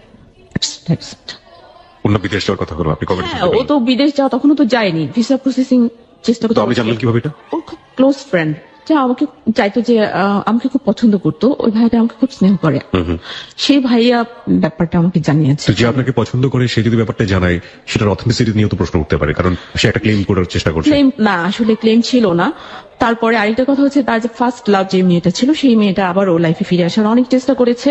যখন জানতে পেরেছে আমার সাথে এফেয়ার, তখন অনেক চেষ্টা করেছে অনেকভাবে আমার কাছ থেকে সরিয়ে নেওয়ার, এবং ও ব্যাপারগুলো আমার সাথে শেয়ার করতো। আমি বলতাম যে প্লিজ বাদ দিয়ে দাও, ওকে বলো যে আমি এখন অন্য কাউকে ভালোবাসি, আর ওর সাথে শুধু শুধু ওকে, ও বলতো না আমি প্রতিশোধ নেব, আমি ওকে ঘোরাবো। Okay. ও আমাকে অপমান করেছে। ওর সাথে আমি কখনোই খারাপ ব্যবহার করতাম না, আমি ছিলাম কোল টাইপের, ঠান্ডাভাবে বোঝানোর চেষ্টা করতাম। বরাবরই যথেষ্ট ধৈর্য ছিল আছে। ওকে বলার পর ও আমাকে একটা রিকোয়েস্ট করেছে, এই ব্যাপারে তুমি কিছু বলো না, এটা আমি সিদ্ধান্ত নিব। আমি সিদ্ধান্ত নিব। ওকে। বললাম ঠিক আছে, কিন্তু আমি একটা মেয়ের জায়গা থেকে বলছি, সে আরেকটা মেয়ে, আমি চাই না ওর কোনো ক্ষতি হোক তোমাকে দিয়ে। ও আমার সাথে কমিটেড যে ও কোনো ক্ষতি করবে না। ঠিক আছে, আমি ওকে থামাতে পারলাম না। এই প্রথম আমি শক্ত হলাম যে আসলে আমার ভালোবাসার জোর মনে হয় কম, নইলে আমাকে যদি সে এতই ভালোবাসে, আর আই লাভ ইউ যে শব্দটা, এটা সে হাজারবার মনে হয় বলে ফেলছে। আর আমার সম্পর্কে, এতদিনের সম্পর্কে আমি একবার মাত্র বলেছি 7 মাসের মাথায়, যেদিন আমি আই লাভ ইউ বলেছি সেদিন সে ফোন রেখে গিয়ে ওর বন্ধুদের মিষ্টি খেয়েছে। তারপর ওর ভিসা হয়ে যায়, কিন্তু আমার সাথে কোনো যোগাযোগ করে না, আর সহজ ছিল না, ফোনটা বাসায় ছিল না। একটা বিষয় একটু আমার জানার, যে ঢাকাতে আসার পরে যখন আপনি জানতে পারলেন যে ও অন্য মেয়েদের সাথে এভাবে মুভ করছে, চাইনিজ খাচ্ছে, হোয়াটএভার, ব্লা ব্লা ব্লা, এই অন্য মেয়েদের ব্যাপারটা আপনি কনফার্ম হলেন কিভাবে? ওর একটা ব্যাপার দেখতাম যে ও আমার সাথে সরাসরি মিথ্যে কথা বলতে পারতো না, যেখানে ও উত্তর দিতে পারবে না এগিয়ে যেত। আমি জিজ্ঞেস করতাম যে ওই মেয়েটার নাম ছিল সাথী, আগের প্রেমিকা। হ্যাঁ, তো ও স্বীকার করেছে। হ্যাঁ, অন্য কারো ব্যাপারে জিজ্ঞেস করলে বলতো বাদ দাও না এসব, তুমি কি আমাকে বিশ্বাস করো না? আমি তোমাকে বিশ্বাস করি বলি। একদিন জিজ্ঞেস করলাম যে আসলে তোমার সব কবে বন্ধ হবে? ও হাসতে হাসতে বললো, যেদিন তোমাকে কাছে নিয়ে আসবো, কাছে পাবো, সেদিন থেকে সব বন্ধ হয়ে যাবে। ওকে, আপনি এগ্রি করলেন কেন? আপনি জানেন যে এইরকম ভাবে মুভমেন্টে যাচ্ছে বা এরকম করছে, তারপর আপনার জায়গা থেকে আপনি কেন ওকে মেনে নিলেন? মেনে নিলাম। ও আমাকে বলতো যে আজকাল প্রেম হলে প্রতি সপ্তাহে একবার দেখা হয়, তুমি এতদিন আমাদের এত বছরের রিলেশনে আমার সাথে কি একবারও দেখা করেছো? আর ওকে জিজ্ঞেস করেছিলাম যে আসলে তুমি কি আমার মনটাকে ভালোবাসো না আমার দেহটাকে ভালোবাসো? এর উত্তরও আমাকে দিয়েছিল যে বৈজ্ঞানিক একটা সংজ্ঞা আছে, ভালোবাসা মানে হচ্ছে দেহ মন দুটোকেই। আমি তখন বললাম যে কিন্তু আমার মানসিকতাটা তো তুমি জানো, আর আমি তেমন পরিবারে আছি সেটাও তুমি জানো। তোমার যদি অন্যরকম কোনো চাহিদাই থাকবে, তাহলে আমার সাথে কোনো রকম সম্পর্ক না জড়ালে পারতে, কারণ আমার পক্ষে কখনোই সম্ভব হবে না ডেটিং করা। ওকে। এবং আমি করবো না, সেই সুযোগ আসলেও আমি নেব না। মানে আপনি বলতেন এটা? আমি বলতাম। আর আমি যখনই কথা বলতাম তখনই বলতাম যে তোমার গতকাল কি হয়েছে আমি সেটা নিয়ে ভাবতে চাই না, আমি চাই এই মুহূর্ত থেকে তুমি শুধরে যাও। ইটস ওকে, আমি তোমাকে ভালোবাসি, আগের মতোই বাসবো। ওকে, আপনার সম্পর্কে ওর কোনো কমপ্লেইন ছিল? কোনো কমপ্লেন ছিল না, ও আমাকে সাবিত্রী দেবী বলে রাখতো। ওকে, আপনি সাবিত্রী দেবী ব্যাপারটা জানেন যে সাবিত্রী আসলে হ্যাঁ, কি? আমি জানি। সাবিত্রী দেবী তার সততার কারণে এবং নিষ্ঠার কারণে মৃত স্বামীর প্রাণকেও ফিরিয়ে আনতে পেরেছিল দেবতার কাছ থেকে। সো ও ভেবেছিল যে আপনি আমার সাথে তোমার একজন সাবিত্রী আছি, আমি যেখানেই যাই না কেন সাবিত্রী আমাকে হাত ধরে ঠিক নিয়ে যাবে, ঠিক জায়গাটায়। ঠিকই নিয়ে যাবে। ও হয়তো এভাবেই ভাবতো। ও ওকে। গর্বও করতো, এটা আমি শুনতাম। ওর বন্ধুরা আমাকে বলতো যে আমাকে নিয়ে ও সবসময় প্রাউড ফিল করতো এবং বলতো যে আমরা কোথাও ডেটিং করি না, কিন্তু আমাদের ভালোবাসা পবিত্র। বাবা। তবে সবাই অবাক হতো যে লিজা মেয়েটার মধ্যে কি আছে যে এত বছর ধরে কাছে পাওয়া নেই, কাছ থেকে দেখার সুযোগ নেই, সেই দূর থেকে ছাদে থাকে, রাস্তায় দাঁড়িয়ে দেখা, ব্যালকনিতে দাঁড়ালে একটু দেখা, এরপরও শহীদ লিজাকে এত কেন ভালোবাসে? কি আছে মেয়েটার মধ্যে? ওকে আমিও একবার প্রশ্ন করেছি, আসলে কেন তুমি আমাকে এত পছন্দ করে, এত ভালোবাসো? ও বলতো যে তোমার সাথে আমি যখন কথা বলি তখন তো বলি, আর যখন কথা বলি না তখনও তোমার ভয়েসটা আমার কানে বাজে, আমি শুনতে পাই তোমার কথাগুলো। ফিলিংস গুলো বলতেন? হ্যাঁ, ফিলিংস গুলো, তোমার ভয়েসটা এত মিষ্টি, আর দূর থেকে দেখো যেটা যে তোমার চোখগুলো অসম্ভব সুন্দর। আমি শুধু তোমার প্রেমে পড়িনি, তোমার চোখের প্রেমে পড়েছি, তোমার ভয়েসের প্রেমে পড়েছি, তোমার হাসির প্রেমে পড়েছি। আচ্ছা। এবং তোমার পুরা পার্সোনালিটি আমাকে খুব আকর্ষণ করে। সেটাই, হাত পা চুল নখ এগুলো বাদ যাবে কেন? আমি শুধু তোমাকে ভালোবাসি না, তোমাকে আমি রীতিমতো সম্মান করি। কিন্তু ও আমার সাথে যোগাযোগ করে না, খবরটা আমি ভাবির মাধ্যমে পাই। আমি অপেক্ষা করি, যেহেতু ও আমার কাছে সময় চেয়েছিল, ভিসা হলেই সে আমার বাসায় প্রস্তাব পাঠাবে এবং ফাইনালি সে একটা কিছু করে রেখে যাবে। আর ওকে আমি আগে বলতাম যে তুমি যত দেরিতে বিদেশে যাবো তত আমার জন্য ভালো, তুমি বিদেশে চলে গেলে তো আর প্রতিদিন কথা বলা যাবে না, কিন্তু তোমাকে দেখতে পাবো না। ও তখন বলতো যে আমি যত দ্রুত বাইরে যেতে পারবো ততই তোমার লাভ সবচেয়ে বেশি হবে, কারণ তত দ্রুত তোমাকে আমি নিয়ে যেতে পারবো আমার কাছে, ওকে, কাছাকাছি চলে আসবো। আমি সেই আশায় আছি।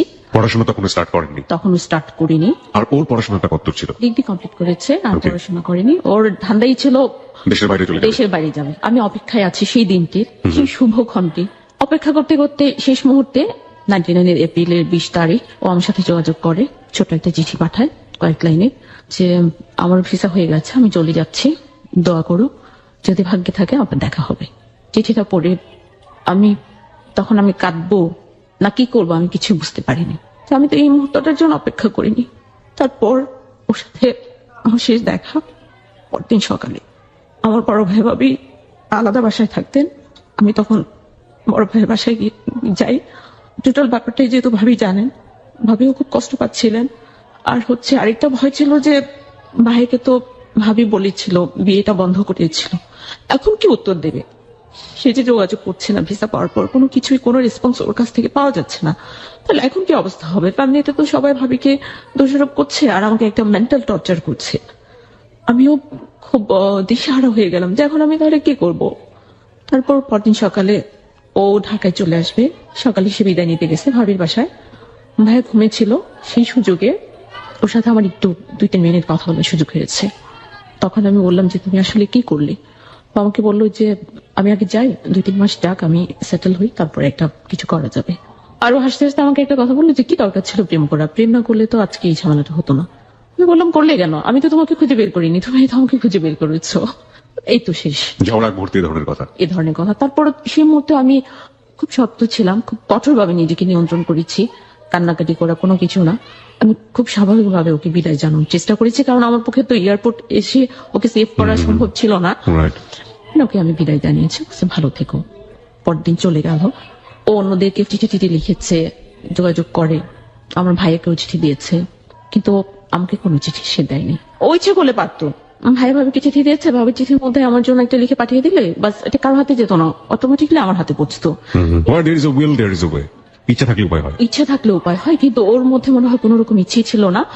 ওর প্রত্যেকটা ফ্রেন্ড যারা জানতো আমাদের সম্পর্কটা নিয়ে, এবং যারা ঠাট্টা তামাশা করতো, বন্ধুরা ওকে মজনু ডাকতো, আমাকে লাইলি ডাকতো, ওরা সবাই হতাশ হলো যে কেন শহীদ এই কাজটা করলো লিজার সাথে, এরকম একটা মেয়ের সাথে। তখন অ্যান্সারটা যেটা আবার খুঁজে পেল সবাই, যে আসলে ও এখন রঙিন স্বপ্নে বিভোর। যখন প্লেনে উঠেছে তখনই ওর সবকিছু চেঞ্জ হয়ে গেছে। আমি ঠিক জানি না, আমার ফ্রেন্ডরা অনেক এরকম ধরনের কথা বলে যে বিদেশে চলে গেলে না এই সম্পর্কের ক্ষেত্রে নাকি অনেক বড় একটা ভাটা পড়ে যায়। আমি ঠিক জানি না এটা কমন ব্যাপার কিনা, কারণ নিজের জীবনে কোনো এক্সপিরিয়েন্স তো নেই। তবে এরকম শুনে থাকি যে মানুষ নাকি ওখানে যাওয়ার পরে একটা সময় চলে গেলে নাকি ওই ফিলটা থাকে না। আর একটা বড় জিনিস যেটা হচ্ছে এনভায়রনমেন্ট নাকি অনেকখানি চেঞ্জ করে ফেলে। যাই হোক, আপনার ক্ষেত্রে যেটা হয়েছে সেই জায়গাটিতে আমরা বরং যাই। হ্যাঁ, ও আমার সাথে কোনো যোগাযোগ না করলেও আমি অপেক্ষায় ছিলাম, এবং আমি চেষ্টা করেছি যোগাযোগ করতে। যে ঠিকানা থেকে ভাইয়াকে কিংবা অন্যদেরকে চিঠি দিয়েছে সেই অ্যাড্রেসে আমি একটা চিঠি পাঠাই, কিন্তু কোনোদিন কোনো রেসপন্স আমি পাইনি। এবং তাকে যে ভাইয়াটা ভিসা করার ব্যাপারে সর্বাত্মক সহযোগিতা করেছিলেন, যে ভাইয়াটার সাথে করে ওকে নিয়ে গেছে সিডনি, আমি সেই ভাইয়ার হাতে আমার একটা চিঠি এবং ছবি আমি দিয়ে দিয়েছি। শহীদ পেয়েছে আমার সেই চিঠি, ছবি। কি লেখা ছিল চিঠিতে, বিষয়বস্তু কি ছিল? আমি যে কথাগুলো বলিনি, যে ও আমাকে সবসময় বউ বলে ডাকতো। আমি প্রতিবাদ করতাম, আর বিয়ে হয়নি কিছু না, বিয়ে হয় তুমি আমাকে বউ বলে রাখো কেন? আমি একবার বকা দিলে ও 5 বার বলতো, কখনোই আমি এটা থেকে ওকে সরাতে পারতাম না। তো আর চিঠিতে লিখেছিল যে তুমি তো শুধু বউ বলে ডাকতে, কিন্তু যাওয়ার আগে তো সত্যিকার বউ করে রেখে যাওনি, আমাকে তুমি কোথায় ফেলে রেখে গেলে, কার কাছে রেখে গেলে? আমার এরকম প্রশ্ন ছিল। আপনার যে ইমিডিয়েট বড় বোন ছিল তার কি বিয়ে হয়ে গেছে? না, বিয়ে হয়নি, পড়াশোনা করছে। চিঠি সে পেয়েছে, কিন্তু চিঠির কোনো উত্তর পাইনি। ঠিক চলে যাওয়ার 8 মাস পর যখন 12ই ডিসেম্বর আসলো, তার আগে আমি যেটা বলি যে ও চলে যাওয়ার পর 2 মাস আমি খুব কষ্টে ছিলাম। আমার মনে হচ্ছিল যে আমার পক্ষে বাঁচাই আর সম্ভব হবে না। আর আমার ফ্যামিলি থেকেও কিছু কথা আমাকে বলতো, ইনডিরেক্টলি ইনসাল্ট করা, টর্চার করার মতো। মনে হচ্ছিল যে আমি কি করব, আমি মনে হয় শেষ হয়ে যাচ্ছি। কিন্তু সেখান থেকে আমি আবার উঠে দাঁড়ানোর চেষ্টা করলাম। আমি আবার রেজিস্ট্রেশন করি, পরীক্ষা দেওয়ার জন্য প্রিপারেশন নিলাম। 2000-এ আমি এসএসসি আবার দিব। হ্যাঁ, আর সেক্ষেত্রে পুরোপুরি সহযোগিতা করেছেন আমার বড় ভাবি। সবাই বড় ভাবিকে দোষারোপ করছে যে ভাবির কারণে আমার লাইফটা এরকম হয়ে গেছে। ভাবি সেই জন্য অনেক জেদ থেকে, যে ঠিক আছে আমি দায়ী, আমি আবার ওকে দাঁড় করাবো। নিজের জেদ করে, নিজের স্বর্ণালঙ্কার যেটা ছিল বিক্রি করে সেই টাকা দিয়ে আমাকে আবারও পরীক্ষা দেওয়ানোর জন্য চেষ্টা করলো। আমি পরীক্ষা দিলাম। তো সেই 99-এর ডিসেম্বরের আবার সে 12 তারিখ একটা চিঠি রিকোয়েস্ট পাঠালো ভাবির কাছে। আমি 12 তারিখ ফোন দেবো, যে কোনো ভাবে আমি নিজের সাথে কথা বলবো। 12 তারিখ ও যথারীতি ফোন করলো, কথা বললাম, নর্মালি কথা বললাম। প্রথমে সালাম দিলাম, সালাম দিয়ে কেমন আছো, ভালো, তুমি কেমন? ভালো। আমি কোনো রিয়াকশনে গেলাম না। কিন্তু ও আমার কাছে ও এত এই ধরনের কিছু আচরণটা আশা করেনি। করেনি। ও ভেবেছিল আমি অন্যরকম কোনো হাউমাউ করে কান্নাকাটি করবেন, বা এরকম কান্নাকাটি কিছু একটা করবো, হয়তো বা রাগারাগি করবো, এটা সেটা। কিন্তু 8 মাস কোনো যোগাযোগ নেই। না, ওকে। সেই জন্য আমি আর প্রশ্ন করিনি। আমি জানি যে আমি প্রশ্ন করলে আমার প্রশ্নের উত্তর দেওয়ার মতো কোনো সদ উত্তর ওর কাছে নেই, তো আমি কোনো প্রশ্ন করিনি। নর্মাল কথা বলে রেখে দিলাম। এসএসসি রেজাল্ট হলো, ভালোই হলো, পাশ করলাম, কলেজে ভর্তি হলাম। আমার খরচ তখন ভাবি চালাচ্ছে। এর মাঝখানে আবার যখন আবার 1.5 বছর হলো, আবার একদিন ফোন দিল। তখন আমি বললাম যে আমি এই অবস্থা কি, তখন আমি ইন্টারমিডিয়েট অলরেডি সেকেন্ড ইয়ারে উঠে গেছি। ও তখন শুনে মনে হলো খুশি হলো, ভাবিকে বললো কিভাবে কি করলেন। যাই হোক, তারপর আবার 3.5 বছরের মাথায় কথা হলো।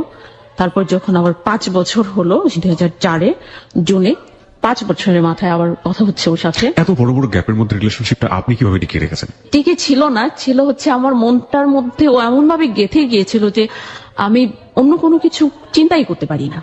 আমার চিন্তাতে আর কেউ আসেই না। আর আমার আপু তখন রয়ে গেছে, বিয়ে নিয়েও কেউ মাথা নামাচ্ছে না। কিন্তু এইখানে যেটা বলার হচ্ছে যে আমি যে আবার উঠে দাঁড়িয়েছি, ভাবিকে যে বলা হচ্ছে যে জন্য ভাবি দায়ী, ভাবিটা আবার আমাকে পার করিয়ে দিলেন এসএসসি লেভেলটা। তখন আমার ফ্যামিলি আমাকে পুরোপুরি সাপোর্ট দিতে পারতো, আমি পেতে পারতাম, সে অধিকারটা আমার ছিল আব্বার কাছ থেকে, কিন্তু সেটা আব্বা করেননি। 5 বছর যখন পূর্ণ হয়, আবার একদিন ফোন করেছে। আমি 5 বছরের মাথায় জিজ্ঞেস করলাম যে তুমি কেন আমার সাথে এই কাজটা করলে। তখন ও বললো যে আসলে পরিস্থিতি আমাকে বাধ্য করেছিল। তখন বললাম যে পরিস্থিতি বাধ্য করেছিল, পরিস্থিতি তখন তোমার প্রতিকূলে ছিল, কিন্তু পরিস্থিতি পরে অনুকূলেও চলে এসেছে। তখন কি তুমি ইচ্ছে করলে আমার জন্য কিছু করতে পারতে না? ও বললো যে হ্যাঁ পারতাম। তাহলে কেন করলে না? ও কোনো উত্তর দিতে পারলো না, নীরব হয়ে রইল। ও ভয় পাচ্ছিল যে আমি হয়তো ওকে ঘৃণা করছি, কিন্তু আমি ওকে ঘৃণাও করি না, ভালোবাসি। আমি চাই ও ভালো থাকুক, এবং তখন আমি ওর প্রতীক্ষায় ছিলাম। এই জিনিসগুলোকে আপনি এক্সপ্রেস করতেন? আমি তখন বলেছিলাম যে তুমি ইচ্ছে করলে আমার পাশে দাঁড়াতে পারো, আমি অনেক কষ্টে এখন পড়াশোনা করছি, ভাবি আমাকে সাপোর্ট দিচ্ছে, কিন্তু আমি বাসা থেকে পাচ্ছি না, তাহলে আমি আর কিভাবে বলবো। তখন আমার ইচ্ছে ছিল যে সে এখন তুই আবার প্রপোজাল পাঠানোর জন্য ব্যবস্থা করতে পারে, অথবা সে এখন যদি আমাকে বলে যে ঠিক আছে আমরা নিজেরাই করে ফেলবো। ওই সময় তো সে স্টাবলিশড হয়ে গেছে, আর আমার তো আরো এজ হয়ে গেছে। আমার ইচ্ছে ছিল এরকম একটা যে সে আমাকে বলুক, কিন্তু তার কাছ থেকে সেরকম কোন উত্তর আমি পেলাম না। এই তো শেষ, ফোন রেখে দিল, যোগাযোগ শেষ। তারপর এক সময় আমি শুনতে পেলাম যে ও ওখানে সেটেল হওয়ার জন্য রাশিয়ান একটা মেয়ে, অস্ট্রেলিয়ায় সিটিজেনশিপ, ওই মেয়ের সাথে কন্ট্যাক্ট ম্যারেজ করেছে। এটা আমি ওর পাশেই, রাশিয়ান যে মেয়েটার সঙ্গে করলো, মেয়েটা কি সিটিজেন ছিল ওখানকার? হ্যাঁ, মেয়েটা অস্ট্রেলিয়ার সিটিজেন ছিল। ওকে। কিন্তু এটা সে হাইড রাখলো, আমার কাছে চলে আসলো আমার বান্ধবীর মাধ্যমে। আমার বান্ধবীর মামা ওরই সাথে, মানে পাশাপাশি ফ্ল্যাটে ওরা থাকতো। কথাটা আমি বাউল ভাইকে বললাম, বাউল ভাইয়ের মাঝে মধ্যে ওর সাথে ফোনে কথা হতো। আমি বলছি যে আপনি জিজ্ঞেস করবেন ওকে। জিজ্ঞেস করার পর টোটালি অস্বীকার করলো যে না, সে এরকম কোনো কিছু করেনি। কিন্তু বাউল ভাই আমাকে তখন বলতো যে তুমি ওকে ভুলে যাও, তুমি যেমন নতুন করে চলছো এভাবে চলো, নতুন করে স্বপ্ন দেখো, নতুন করে বাঁচো, তোমার লাইফে আরো অনেক শহীদ আসবে, এর চেয়ে অনেক যুগ ছেলে আসবে। তাহলে আর ও তো নাই। আর যখন কন্ট্যাক্ট ম্যারেজ করেছে শুনে তো আমি হতাশ হয়ে গেছি। একটা স্বপ্নই তো বাকি ছিল সাথে, একটা স্বপ্নই তো বাকি ছিল যে সে ফিরে আসবে, কখনো না কখনো আসবে। তারপরেও কেন জানি আমার মনে হতো যে না, ও আসবে। আমি সেই অপেক্ষায় ছিলাম। তারপরেও মনে হতো, আমি ফিল করতাম যে ও আসবে। এর পিছনে যুক্তিটা কি আমি জানি না, হয়তো ওকে আমি বেশি ভালোবাসতাম, খুব বেশি বিশ্বাস করতাম, এ কারণে হতে পারে। কিন্তু এর মধ্যে আমি গ্রাজুয়েশন কমপ্লিট করলাম, ভাইয়ের কাছ থেকে গ্রাফিক্সের হাতে খড়ি হলো, জবের জন্য চেষ্টা করলাম, ট্রেনিং নেওয়ার জন্য বাইরে আসলাম। তারপরে জব সার্চ করে ঢাকায় চলে আসা। 2008-এর কথা, আমি জবে ইন করলাম, জব করছি একটা আর্কিটেক্ট ফার্মে। আমার তখন স্বপ্ন হচ্ছে যে আমি জব করবো এবং আমার ক্যারিয়ারটাকে কিভাবে বিল্ড আপ করা যায়। পড়াশোনা আর সম্ভব চালিয়ে নেওয়া হচ্ছে না, কারণ ফ্যামিলি থেকে আমাকে অ্যাফোর্ড করছে না। তো ওখানে অতটুকুতেই থেমে গেছে। আপনি তো জব করতেন সেই সময়, নিজের খরচ নিজের খরচে যখন জবে চলে এসেছি তখন নিজের খরচই চলি। তবে বাসা থেকে একটা অ্যামাউন্ট প্রতি মাসে দেওয়া হয়, এটা খুব বেশি না, বেশি না হলেও প্রতি মাসে একটা অ্যামাউন্ট এখনো পর্যন্ত আমার জন্য বরাদ্দ আছে এবং এটা আমি পাচ্ছি। এর মাঝখানে আমার আব্বা স্ট্রোক করেন, অসুস্থ হয়ে পড়েন। তখন সবাই মিলে ধরে বসে যে দুটো মেয়ে তো বাকি আছে বিয়ের, এদের তো একটা ব্যবস্থা করতে হবে। চেষ্টা হয় আমাদের সম্পত্তি যেটা আছে, আব্বার যা কিছু বোঝা আব্বাকে যে আপনি করেন, উইল করে দেন ছেলে মেয়েদের নামে। এদিক দিয়ে সমস্যা ছিল যে আসলে আমার ভাইয়েরা চাচ্ছিল না, তো আব্বা সব মেয়েদেরকে 2 কাঠা প্লট দিবে এটা বলতেন। আর এখানে একটা প্রবলেম ছিল, আমাদের বিয়ের কোনো প্রপোজাল আসলে ঘটক কিন্তু পাত্রপক্ষকে আগেই বলে দিত যে মেয়েদেরকে 2 কাঠার প্লট দেয়। এখন এটার জন্য অনেক সময় প্রবলেম হয়ে যেত যে আসলে এটা তো পাবলিসিটি হয়ে গেছে, কিন্তু এখন তার এটা দিচ্ছে না আব্বা। আপুর বিয়ের ক্ষেত্রে দেখা যাচ্ছে যে ভালো ভালো প্রপোজাল আসছে, কিন্তু ফ্যামিলি থেকে কেউ অ্যাক্টিভ না, ভাইয়ারা আব্বা সবাই 4 ভাই আর আব্বা 5 জন একমত হতে পারেন না, আপুরও বিয়ে হচ্ছে না, আর আমাকে নিয়ে তো তখন কেউ মাথায় হচ্ছে না, কারণ আমার বড় জনই বাকি আছে। এখানে আমি যেটা বলবো যে আমার যে কথাটা বলার, আমার আব্বা এবং ভাইয়েরা তো আত্মীয় স্বজনরা সেটাই বলতো যে আপনি একটা প্লট বিক্রি করে দুটা মেয়ের বিয়ের জন্য করেন, টাকা ব্যাংকে রেখে দেন, বিয়েটি যখন ঠিক হবে তখন ওটা বিয়ে দিবেন। আব্বা কিছুতে রাজি হতো না, বলছে যে আমি তো জমি বিক্রি করে মেয়েদের বিয়ে দেবো না, ছেলেদের বিয়ে করাইনি। আর এটার কারণ ছিল যে আমার বড় ভাই যে লাভ ম্যারেজ দিকে হচ্ছে যে মানুষ তো বলবেই যে বিয়ে হয় না, বিয়ের বয়স হয়ে গেছে, আত্মীয় স্বজনরাও বলে, এগুলি শুনতে ভালো লাগে না। আমাদের তো কোনো অপরাধ নেই, এখন গার্ডিয়ানরা উদ্যোগ নিচ্ছে না, আমরা কি করতে পারি? ভালো ভালো প্রপোজাল আসে, আর আমাদের কন্ডিশন ছিল গ্রামের মতো বিয়ে করবোই না, কিন্তু হচ্ছিল না, কেউ একমত হতে পারেনি। এইসব নিয়ে অনেক ঝগড়াঝাটি ভাইদের মধ্যে হয়েছে। যখন এরকম চেষ্টা চলছে তখন আপনার বয়স কত? 24। মানে still you are waiting for Shahid, ওই ভালো না, হ্যাঁ আমি শহীদের জন্য ওয়েট করছি, আর আপুর তো বিয়ে হচ্ছে না, তো আমাকে নিয়ে মাথা ঘামাবে শহীদ কি আপনার সাথে যখন 1.5 বছর 2 বছর পরে কথা হতো তখন কি এটা বলতো যে আমি ফিরে এসে বিয়ে করবো? না না, ও কিছুই বলতো না, কিন্তু আমি কেন মনে হতো যে ও আমার কাছে ফিরে আসবে, আমার ট্রু লাভ ওকে আমার কাছে ফিরে আনবে। দ্য ভেরি অনেস্ট ওপিনিয়ন, প্রিয় শ্রোতা। হতে পারে ও বোকা, হতে পারে ও যেটা করছে সেটা ঠিক না, কিন্তু ও ওর মনের এগেনস্টে যায়নি। ওর মন যেটা বলছে, অন্ধ ছিল বা যাই হোক না কেন, আপনারা হয়তো গেস করতে পারছেন ভবিষ্যতে কি হবে। ডোন্ট গেস প্লিজ, অনুমান করেন না। শুধু একটা কথাই বলতে চাই যে ওর মনের এগেনস্টে এখন পর্যন্ত কোনো কিছু করেনি, সে যেভাবেই করুক না কেন, কারণ লাভ কখনো কখনো ব্লাইন্ড হয়ে যায়, কখনো কখনো ঠিক না, লাভ আসলে ট্রুলি ব্লাইন্ড থাকে এবং কখনো কখনো একেবারে একপাক্ষিক থাকে। তুমি যাই করো না কেন, আমি তোমাকে উপরওয়ালার হাতে সঁপে রেখেছি, সুতরাং তুমি একদিন না একদিন আমার কাছে ফিরে আসবেই। একটা কথা তো আছে, যাকে ভালোবাসো তাকে ছেড়ে দাও, সে যদি তোমার থাকে তাহলে সে ঘুরে ফিরে তোমার কাছে ফিরে আসবে। অনেকভাবে বোঝানো যায় নিজেকে, হয়তো ওভাবেই ও নিজেকে বুঝিয়েছে। হ্যাঁ, তারপর অ্যাসেট গুলা ভাগাভাগি করার একটা চিন্তা ভাবনা ফাইনাল পর্যায়ে যেয়ে ওটা আর হলো না। বড় ভাই এটাতে বিক্রি দিলেন, তখন ভাইয়ের সাথে আমার একটু মানে বেয়াদবি করতে হয়েছে। যখন আমাদের ফ্যামিলি মিটিং হয় রাতের পর রাত, তখন কিছু কথাও বলতে হয়েছে। ভাইয়া বলতেন যে 18 বছর বয়সের পর আর কোনো দায়িত্ব থাকে না মেয়েদের প্রতি, বাবার মার, এরপরে বিয়ে দিয়ে দিবে, আর যদি বিয়ে না করে ওটা নিজেরাই চলবে। যেহেতু ভাইয়ের কথা হচ্ছে যে আমরা রাজি হচ্ছি না, আমরা এটা সেটা, বড় বোন রাজি হতো না কেন? ও বলে চলে পুরুষ বিদেশী, বলে চলে পুরুষ বিদেশী, আর এরকম টাইপের ছিল, একটু অন্যরকম পার্সোনালিটি। হ্যাঁ, আর ওখানে বড় ভাইয়া যখন সেদিন মিটিং এ বললো যে মেয়েদের 18 বছর, তখন বললাম যেটা হচ্ছে ওয়েস্টার্ন কান্ট্রিতে, আমাদের দেশে না। আমাদের দেশে নিয়ম হচ্ছে যতক্ষণ পর্যন্ত মেয়েকে বিয়ে দেওয়া না হচ্ছে, স্বামীর ঘরে না দেওয়া হচ্ছে, ততক্ষণ পর্যন্ত বাবারই দায়িত্ব থাকে। তো মেয়েদের ক্ষেত্রে যদি 18 বছর আইনটা মানতে হবে নিয়মটা, তাহলে ছেলেদের ক্ষেত্রেও একই নিয়ম। অন্তত বিয়ে করিয়ে দেওয়ার পর, ব্যবসা বাণিজ্য দিয়ে দেওয়ার পর, পরে তো বাবার আর ছেলে সংসার চালানোর কথা না, তাহলে এখনো কেন আব্বার তোমাকে মাসে মাসে টাকা দিতে হয়? এইভাবে যখন ভাইয়ের সাথে কথা বললো, অবশ্যই বেয়াদবি হয়ে গেছে, আমি ওনার অনেক ছোট, কিন্তু পরিস্থিতির কারণে এসব বলতে হলো। এভাবেই আর কোনো সমাধান হলো না। তারপর আমি গ্রাজুয়েশন কমপ্লিট করে জব নিয়ে ঢাকায় চলে আসলাম, জব করছি। তারপর আমার আপু জব চলে আসে, ছোট ভাইয়ের কিছুদিন পর ইটালির ভিসা হয়ে যায়, উনিও ইটালিতে চলে যান। বাসায় তখন আব্বা আম্মা আর হচ্ছে আমার সেজো ভাই ভাবি চলে আসে। এখন হচ্ছে যে আমার ঢাকার লাইফটা চলছি, আমি অন্য কোনো কিছুই চিন্তা করছি না। আমার চিন্তা একটাই যে আমি আমার ক্যারিয়ার বিল্ড আপ করতে হবে। বিয়ে নিয়ে ভাবতে পারছি না, যেহেতু ফ্যামিলি ভাবে না, আর বিয়ে তো তখন আমার মাথায় ওভাবে আসেই না। তখন আমি শহীদকে ফিল করি, অনেক প্রেমের অফার এসছে, আমি কাউকে পাত্তা দিইনি। আর আমি জব করতে গিয়ে দেখা গেছে যে আমি জব করছি, কিন্তু আমার ফিজিক্যাল কিছু প্রবলেম আমি ফিল করছি, উইকনেসটা বেশি থাকতো। আমি ঠিক মতো খাওয়া দাওয়া করলেও তারপর আমি উইক হয়ে যেতাম, বেশি পরিশ্রম করতে পারি না। ডাক্তারের কাছে গেলে তেমন কোনো কিছু ফাইন্ড আউট হয় না, শুধু একটা জিনিস ধরা পড়ে যে আমার ব্লাডের হিমোগ্লোবিন লেভেলটা কম, ওটার জন্য আমাকে কিছু আয়রন ট্যাবলেট খেতে দেয়। এই তো আমি হোস্টেলে থাকি, আর বলে হোস্টেলে খাবার দাবার তো পুষ্টিকর খাবার তো হোস্টেলে হয় না, হয়তো সে কারণে। তারপর প্রতি মাসে আবার টেস্ট করানো হয়, 10 কিংবা 10+ হিমোগ্লোবিনের উপরে ওঠেই না। কিছু ছোট ছোট প্রবলেম ফিল করি, রাতে ঘুমের প্রবলেম। ডাক্তারের কাছে গেলাম, ডাক্তার আমাকে বলতো যে বিয়ে করলে ঠিক হয়ে যাবে, সব আপনার মেজর কোনো প্রবলেম নেই। তখন আমার ফ্রেন্ড সার্কেলরা একই কথা বলে, সেদিক থেকে বিয়ের কথাটা যখন সবাই বলে, তখন চিন্তা করলাম আসলে বাসা থেকেও উদ্যোগ নিচ্ছে না ওভাবে। আত্মীয় স্বজনের মধ্যে হচ্ছে যে ফুপু আছে, মামি আছে, চাচি আছে, ওনারা বলে যে নিজেরা পছন্দ করে বিয়ে করে ফেলো, নিজেরা করে ফেলে, যেহেতু গার্জিয়ানরা জোরালো পদক্ষেপ নিচ্ছে না। কারণ ওনারা অনেকবার অনেক প্রপোজাল নিয়ে ফ্যামিলিতে গিয়ে ফেল হয়ে ফিরে আসছে। ওদের কথা হচ্ছে ওরা টাকা পয়সা খরচ করে বিয়ে দিবে না, ওরা টাকা দিয়ে জামাই কিনবে না। তো বিয়ের এইসব কথার কারণে আমি বলতাম যে আসলে আমার যারা বলতো, আমার ক্লোজ একটা বান্ধবী ছিল, ওকে আমি বলছি যে আসলে এই ধরনের একটু প্রবলেম আছে। তো এখানে আমি বিয়েটা বললেই তো আর আমি বিয়ে করতে পারছি না। একদিন ও আমাকে বলছে যে আমার একটা কলিগ আছে, উনি বিয়ের জন্য পাত্রী খুঁজছেন, আসলে ওখানে তেমন কিছু লাগবে না, হয়তো অল্প ফর্মালিটিস শেষ হয়ে যাবে, একটু দেখা কর। দেখা করবো। মানে তখন আপনি নিজে থেকেও চাচ্ছিলেন যে আপনার বিয়েটা হয়ে হ্যাঁ, যাক। আমিও চাচ্ছিলাম, যেহেতু ডক্টর আমাকে একটা সাজেস্ট করে, আপনি বিয়ে করেন, আপনার যে প্রবলেম গুলো আপনি বলছেন সব আপনার সলভ হয়ে যাবে। রিপোর্ট কি ধরা পড়লো? রিপোর্টে তখনো কিছুই আসেনি। আমি যেটা বুঝি যে ডক্টর আপনাকে বলছিল যে আপনার কিউরের জন্য আপনার বিয়ে করা উচিত, রাইট? বিয়ে বলতে যদি একদম সাইন্টিফিক্যালি আসি, উনি আপনাকে একটা ফিজিক্যাল রিলেশনশিপের মধ্যে যাওয়ার কথা বলছিল, রাইট? সেটা আপনার কিউরের জন্য। কিন্তু প্রসঙ্গ হচ্ছে যে কি ধরনের প্রবলেম আপনার শরীরে আসলো, এটা আপনি পরবর্তীতে আবিষ্কার করতে পেরেছিলেন? হ্যাঁ, পরবর্তীতে যেটা আবিষ্কার হয়েছে যে আমার থ্যালাসেমিয়া আছে। থ্যালাসেমিয়া আছে। থ্যালাসেমিয়া রোগটা এটা মাত্র 2 বছর আগে ফাইন্ড আউট হয়েছে।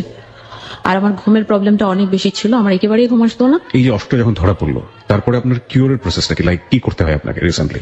আর রিসেন্টলি আমাকে 3 মাস অন্তর অন্তর এখন ব্লাড নিতে হয়। পুরো ব্লাডটা কি চেঞ্জ করে ফেলতে হয়? চেঞ্জ করতে হয় না, আমার ব্লাডের যে সেলগুলি রক্ত উৎপন্ন করে, যে সেলগুলি ওগুলোর কর্মক্ষমতা কম, সেই জন্য ব্লাডটা উৎপন্ন হয় কম, আর এই জন্য ঘাটতিটা থাকে, সেটা আমাকে বাইরে থেকে নিয়ে কভার করতে হয়। কি গ্রুপ আপনার? আমার ও পজিটিভ। এই মুহূর্তে আমার মাধ্যমে যখন রিকোয়েস্ট করলো দেখা করার জন্য, আমি ছেলেটার সাথে দেখা করলাম, ও আমাকে পছন্দ করলো, আমি ওকে পছন্দ হলো। তারপর সেল নাম্বার নিয়ে আমরা দুজন কথা বললাম। কথা বলে আমি বান্ধবীকে বললাম যে বিয়েটা কিভাবে হবে, আমার ফ্যামিলিতে প্রস্তাব নিলে তো তেমন একটা ইয়ে হবে না, তাহলে কিভাবে? বলছে তোরা কথা বলে তোরা সেটেল করে নি। তো উনি রাজি হলেন। বলছে ঠিক আছে, আমাদের দিক থেকে কয়েকজন যাবে, অল্প কিছু ইয়ে করলে হবে। আমি আমার বাসায় জানালাম, ওকে। আমার আপুকে তো আপনি সিদ্ধান্ত নিয়ে ফেলেছেন আপনি বিয়ে করবেন? হ্যাঁ, আমি সিদ্ধান্ত নিয়ে ফেলেছি, আমি বিয়ে করবো, সেটা 2010 সালের ডিসেম্বর মাস। ফাইন। আমার দুটো কোশ্চেন আছে। একটা হচ্ছে সিদ্ধান্ত নেবার পেছনের কারণটা কি ডক্টরের প্রেসক্রিপশন, নাকি আপনি ততদিনে বুঝে ফেলেছেন যে শহীদ আপনাকে বিয়ে করবে না? প্রথম কারণ ডক্টরের প্রেসক্রিপশন, আর দ্বিতীয় কারণ হচ্ছে যে অলরেডি 10 বছর চলছে, এখন আমার মনে হচ্ছে যে না, শহীদ আর আমার জীবনে ফিরে আসবে। 10 বছর আপনি ওয়েট করেছেন তার জন্য? আমি তো 99 থেকে 2010 এর ডিসেম্বরে আমি ডিসিশনটা নিয়েছি যে আমি বিয়ে করবো। আপনার সম্পর্ক শুরু হলো 95 এর শুরুর দিকে বলা যেতে পারে। হ্যাঁ। ওকে। বিদেশে গেল কত বছরে? 4.5 বছরের মাথায়। 4.5 বছরের মাথায়। এপ্রিলে। ওকে। আপনি সিদ্ধান্ত নিলেন কবে বিয়ে করবেন? 10 বছর অপেক্ষা করার পর 11 বছর মাথায়, সেটা হচ্ছে যে 2010 সালে ডিসেম্বরে। 2010 সালের ডিসেম্বরে আপনি সিদ্ধান্ত নিলেন আপনি বিয়ে করবেন। তার আগে আপনি টোটাল বলা যেতে পারে প্রায় 15 বছর এই সম্পর্কে ছিলেন। 15 বছর বলতে আমি যেটা বোঝাচ্ছি, প্রথম 4 বছর এক ধরনের সম্পর্ক, পরে 11 বছর শুধুই অপেক্ষা। একতরফা অপেক্ষা। একতরফা অপেক্ষা 11 বছর, আর 4 বছর হচ্ছে এক ধরনের সম্পর্ক বলা যেতে পারে, যেখানে শুধুমাত্র ডিস্টেন্সটাই অনেক বড় ছিল, কিন্তু অ্যাটাচমেন্টটা অতটা বেশি কাছাকাছি যাওয়ার কোনো সুযোগ আপনাদের হয়নি। 11 বছরে ঘুম ভাঙলো জীবনের বাস্তবতা এসে। Now you are taking decision to marry because doctor suggest করছে যে আপনার এই থ্যালাসমিয়া রোগ থেকে বের হতে হলে বা এই ধরনের রোগ থেকে বের হতে হলে আপনাকে বিয়ে করতে হবে। এক, পরিবারের সাপোর্টটা সেরকম নেই, ইকোনমিক ব্যাকআপ বলতে আপনার জবটা, এবং 11 বছর লেগেছে ছেলেটার ঘোটা থেকে বের হতে, বিকজ আপনি ততক্ষণে বুঝে ফেলেছেন যে না, 11 বছর যেহেতু হয়নি, প্রায় 1 যুগের বেশি, আর হওয়ার কোনো পসিবিলিটি নেই। This is the hard reality, প্রিয় শ্রোতা। অপেক্ষার জায়গাটিতে যদি ওকে কেউ বোকা বলেন, তাহলে আমি বলবো যে মৈত্রীদেবীর একটা অসাধারণ উপন্যাস আছে, আপনারা যদি পারেন পড়ে নেবেন, ন হন্যতে। এই উপন্যাসটা মূলত উনি লিখেছিলেন মির্চা ইলিয়াদের লানুই বেঙ্গলি, বাঙালির রাত্রি নামে যে উপন্যাসটা আছে, সেই উপন্যাসের প্রতিবাদ বা এক ধরনের প্রতিবাদ ঠিক বলবো না, উত্তর দিতে গিয়ে ওখানে 30 বছর অপেক্ষা করেছিল। কেমন মনে আপনারা সবাই পড়েন। অপেক্ষার ব্যাপারটা আসলে কেউ সারাটা জীবনই পার করে দেয়, ও মাত্র 15 বছর পার করেছে, এভাবেও আপনি দেখতে পারেন। আবার কারো জায়গা থেকে এটা আসলে অনেক লম্বা একটা সময়। 15 সেকেন্ড অপেক্ষা করতে চান অনেকে, 15 বছর তো অনেক বড় সময়। তারপর আপনি সিদ্ধান্ত নিয়ে ফেললেন, এবং এই সিদ্ধান্ত নেবার জায়গাটাতে বাছ বিচার করার সুযোগটা কতটুকু ছিল? কারণ যে মানুষটিকে বিয়ে করতে যাচ্ছেন তার সম্পর্কে জানেন কতটুকু, বা মনে চাওয়া কতটুকু, শুনি একটু। সুযোগটা খুব বেশি ছিল না, আমি খুব বেশি চিন্তাও করিনি।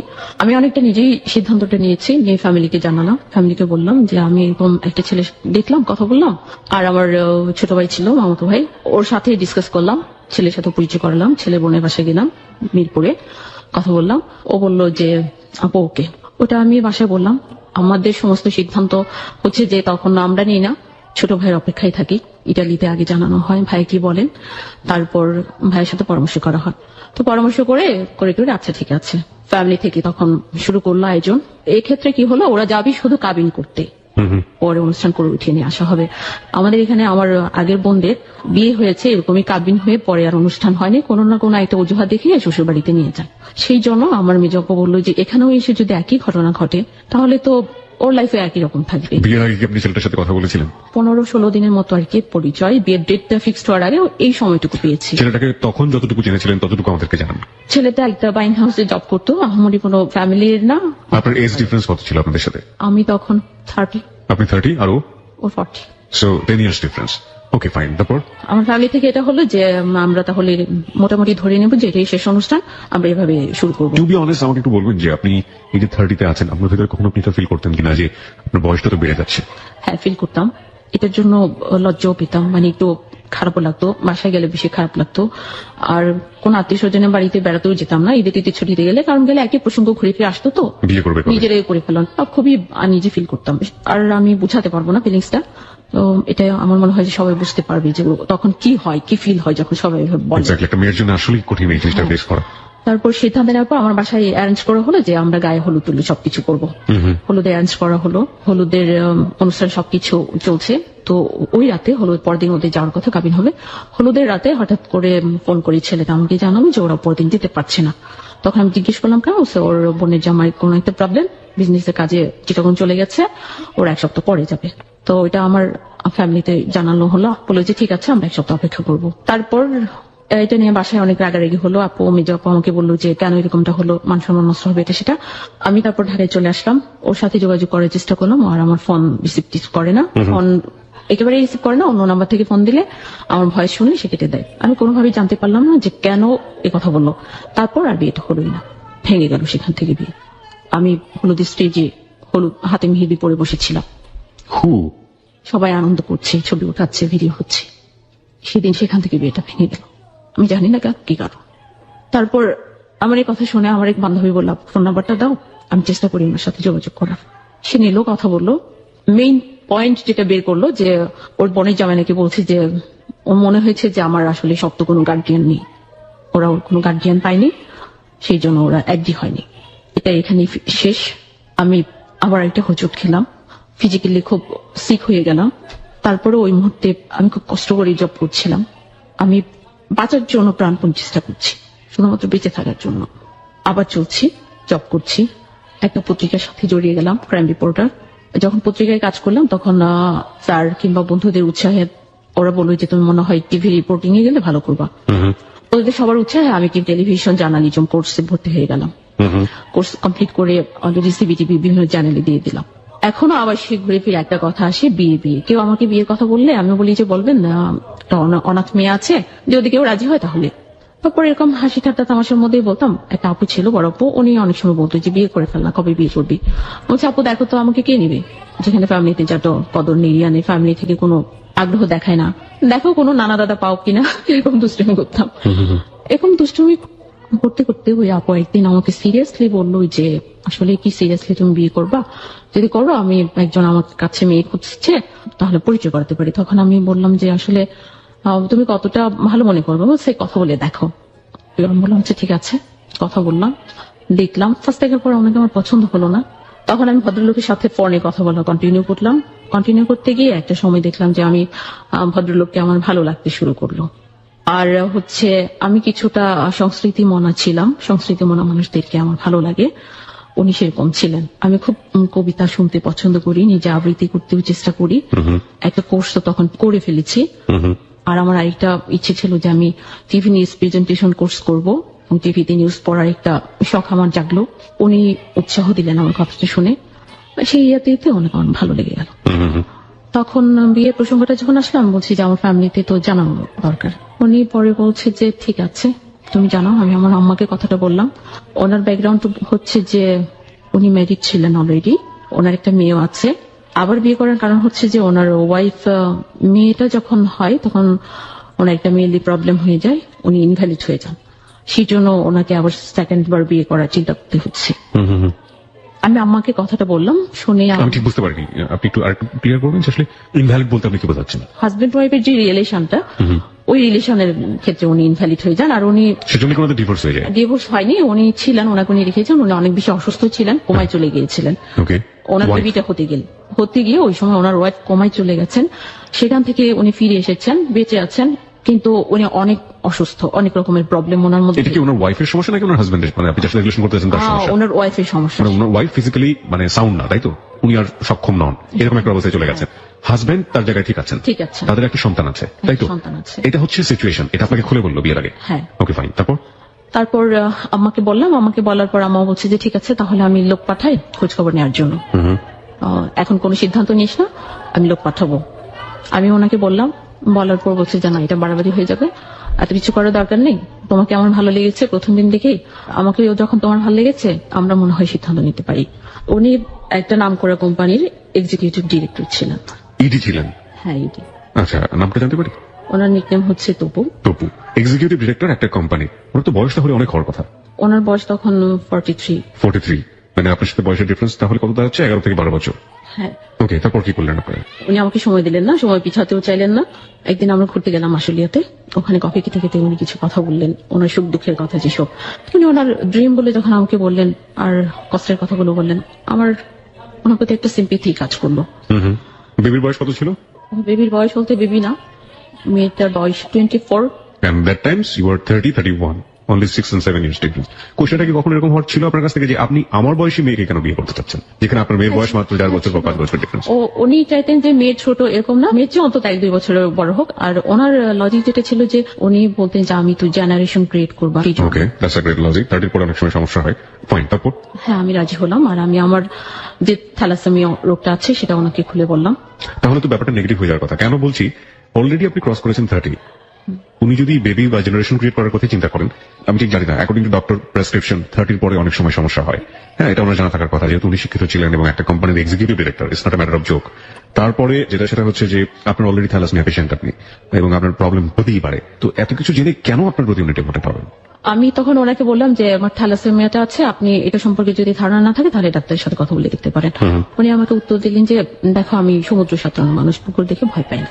আমি আমার ওয়াইফকে নিয়ে যে কষ্ট করেছি 10টা বছর, আর তোমার এই রোগটা তেমন কোনো কিছুই না, আমি এটা নিয়ে ভাবছি না, তুমি আমার উপর পুরোপুরি বিশ্বাস করতে পারো। তখন আমি বিশ্বাস করলাম, ভরসা করলাম, এই জন্য রাজি হলাম। কিন্তু আমার একটা আবদার ছিল যে আমার খুব স্বপ্ন ছিল আমার এনগেজমেন্ট রিংটা ডায়মন্ড রিং হবে। উনি রাজি হলেন, আমরা গিয়ে ডায়মন্ড রিং পছন্দ করে কিনলাম। উনি আমাকে রিং পরালেন, বলা চলে যে আমাদের এনগেজমেন্ট হয়ে গেল। আর সেই মুহূর্ত থেকে আমি তখন ওনার বাগদত্তায় এভাবেই নিজেকে ভাবতে শুরু করলাম। বিয়েটা হয়নি তখন? তখন বিয়েটা হয়নি, এটা হচ্ছে যে 2013 আগস্টের একদম শেষের দিকে, কিছুদিন আগের ঘটনা। এই কিছুদিন আগের ঘটনা। ডেট ঠিক হলো যে সেপ্টেম্বরের 6 তারিখ, শুক্রবার বিয়ে হবে। ওই ডেটেই বিয়ে করতে রাজি হয়ে গেলাম। পছন্দ করে বিয়ে শাড়ি কিনলাম, বললাম যে আমি বউ সাজবো, বিয়ে করবো তো অবশ্যই বউ সাজবো। প্রত্যেকটা মেয়ের জীবনেই একটা স্বপ্ন থাকে। উনি বলছে যে এভাবে সাজিয়ে টাজিয়ে নিতে তো আমার বাসায় প্রবলেম হবে। আমি কিছু জানি না, কিন্তু আমার বউ সাজবো। ঠিক আছে, দেখা যাবে। উনি কি প্রথম ওয়াইফের কাছ থেকে পারমিশন নিয়েছিলেন? উনি নিয়েছেন, এবং আমি নিজেও প্রথম ওয়াইফের সাথে ফোনে কথা বলেছি। আমাকে বাসায় যেতে বলেছেন যে তুমি চলো আমাদের বাসায় কথা বলবা তোমার আপুর সাথে। আমি বলছি না, বাসায় যাবো না, আমাকে ফোনে কথা বলতে দিন। তো 2 দিন আমি আপুর সাথে বিয়ের আগে কথা বলেছি। আপু টোটালি পারমিশন দিয়েছেন, ওনার প্রবলেম গুলো খুলে বলেছেন। তপু সম্পর্কে ওর ব্যাকগ্রাউন্ড সবকিছু আমাকে তুলে ধরেছে। আপু আমাকে এভাবে বললেন যে ঠিক আছে তুমি আসো, তোমাকে আমি আমার ছোট বোনের মতোই গ্রহণ করে নিব। ওনার মেয়ের সাথে কথা বলেছিলেন? না, মেয়ের সাথে কথা হয়নি। কথা বলা হয়নি। আপনাকে বলেছিল বাসায় যেতে, আপনি বাসায় যাননি। নোট অন দ্যাট পয়েন্ট, প্রিয় শ্রোতা। এই বিষয়গুলো কিন্তু খুবই গুরুত্বপূর্ণ। আগেও বেশ কিছু বিষয়গুলোকে আমি নোট করতে বলেছি, এগুলো একটু মাথায় রাখতে হবে গল্পের শেষের জন্য। এত কিছু পরে যে বাসায় আপনাকে এভাবে নিতে প্রবলেমটা কোথায়? লাইক আপনি শাস্তি যাচ্ছেন, উনি শাস্তি দিচ্ছেন না, বা এরকম কোনো কিছু? এটাই জানতে চেয়েছিলাম। আমি বলছিলাম যে যেহেতু আপুর পারমিশন আছে, তাহলে আপু নিজে এসে আমাকে সাজিয়ে গুছিয়ে বিয়ে করে আমাকে বাসায় নিয়ে যাক।